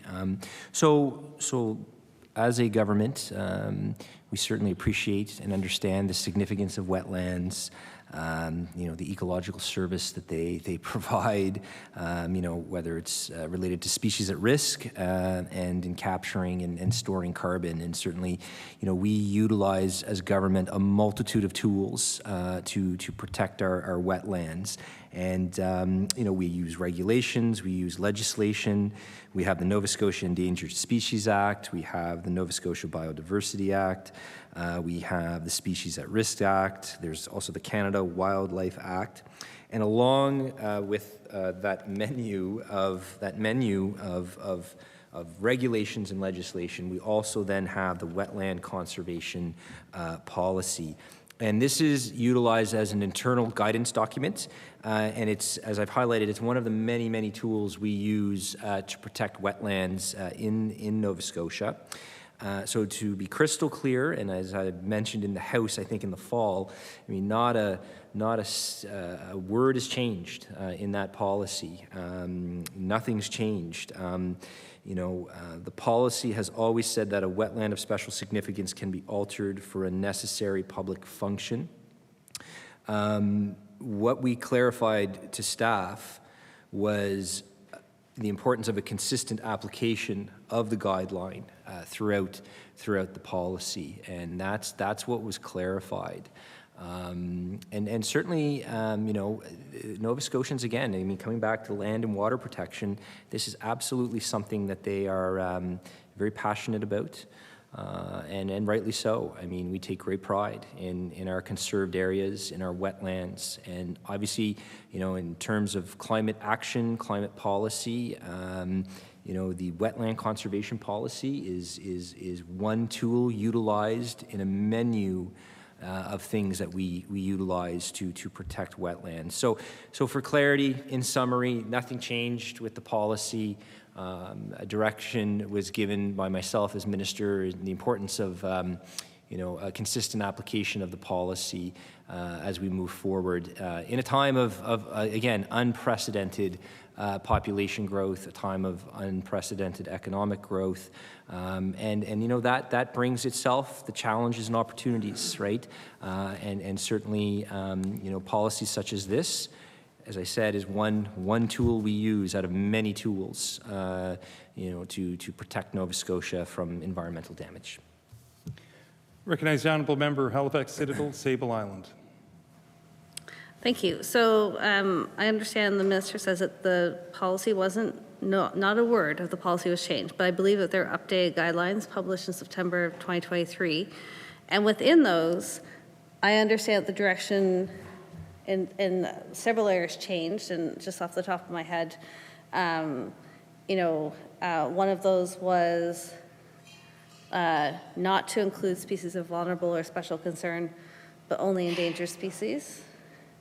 And the other part that I understand is that if you had an area that you would want to protect adjacent to an area where it wasn't deemed to need a special level of protection, or it wasn't a wetland of special significance, that under the old interpretation, the entire area would be protected.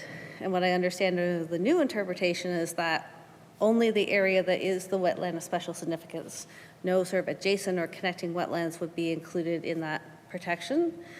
I also understood that previously the determination of a wetlands of special significance would be based on a sort of a variety of information. So, and so what that could mean is that species in particular could be spotted seasonally or from time to time. But what I understand now is the interpretation is based on sort of a one-time survey done by a land developer. So this is what I understand, and I stakeholders who I think also understand how this policy has been used have explained this to me. So I'm wondering if the minister could clarify those three particular points.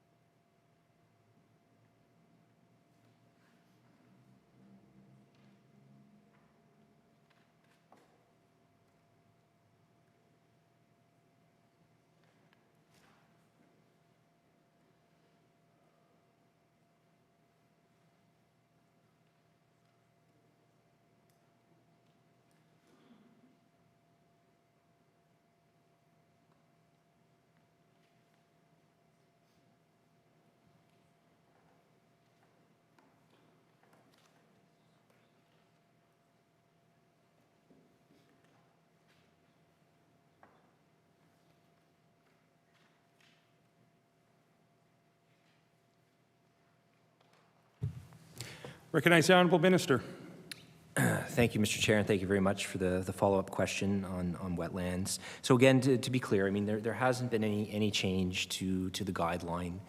Mr. Chair, like if you look at the guidelines for the wetland conservation policy, it's the same now as it was 8 months ago on the website. So as I highlighted, I mean, when it comes to the protection of wetlands, we use multiple laws and regulations to protect these very, very important wetlands that Nova Scotians are very, it's near and dear to their hearts. As I said, I mean, we've got the Endangered Species Act, the Nova Scotia Biodiversity Act, Species at Risk Act, the Canada Wildlife Act, and in point of fact, all of those pieces of legislation and regulations supersede the wetland conservation policy. And that wetland conservation policy is a part of a suite of actions that we take to protect wetlands in Nova Scotia. And certainly, again, I mean, nothing's changed. We're moving forward with the clarification that a consistent application of the wetland conservation policy, the expectation of this minister is that a consistent application of that policy throughout the regions is very important. I recognize the Honourable Member, Halifax Citadel, Sable Island, with 7.5 minutes. So I'm wondering if the minister can clarify then. So the determination was made, the minister wanted the department to consistently administer the existing policy and guidelines. How was this communicated to staff? When was it communicated to staff? And what inconsistencies were trying to be cleared up by this?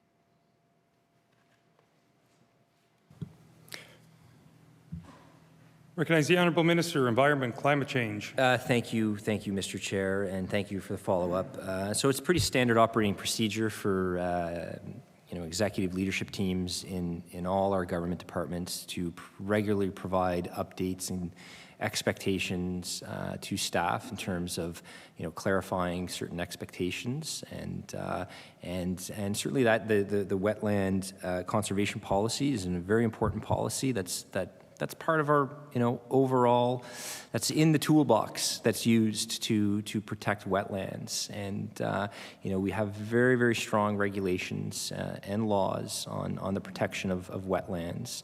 And it's actually one of the key things, our environment officers are monitoring throughout the province, utilizing that, for lack of a better term, that toolbox that we use to protect wetlands. So moving forward, we have clarification on the wetland policy, a consistent application throughout the province, and we still, of course, have a number of acts, as I've outlined, that protect these wetlands, and certainly, look, moving forward, we want to ensure protection of this. Moving forward, this is also part of a very strong roadmap, Mr. Chair, that we have for a 20% land and water conservation target. So we've got lots of tools at our disposal to protect these things that Nova Scotians hold very precious to them. Before I recognize the Honourable Member, Halifax Citadel Sable Island, there's about 4 minutes left, so if you wanted to wrap up tonight, or okay. I recognize the Honourable Member, Halifax Citadel Sable Island. Yeah, well, I think the intent is to wrap up tonight, so I assume you'll call order when the 4 minutes are up. Well, when the 4 minutes are up, then we'll hit our 4 hours, so. Okay. Yeah, you might need a minute. Okay. Okay. So, sure. I guess what I was just going to say is that I appreciate the clarification that, often senior management gets together and makes decisions, but I have worked in a number of government departments, and usually that involves like a memo or something like that seeks to clarify. So I just, the minister didn't want to answer the question, but I just wanted to put that out there that, I was asking a pretty easy question. And with that, I'll cede the rest of the time to the minister to close debate.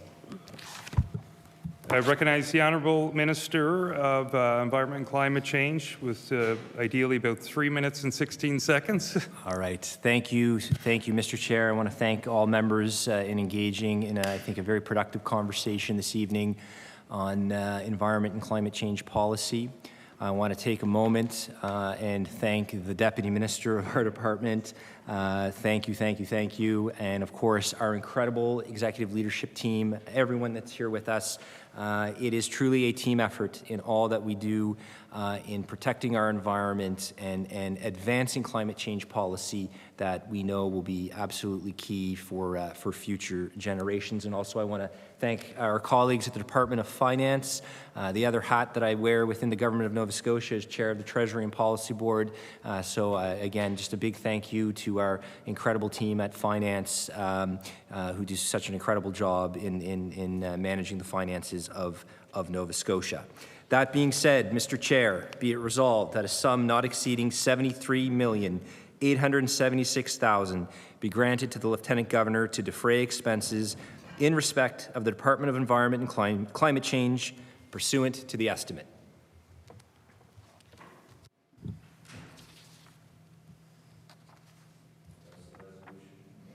Shall the resolution stand?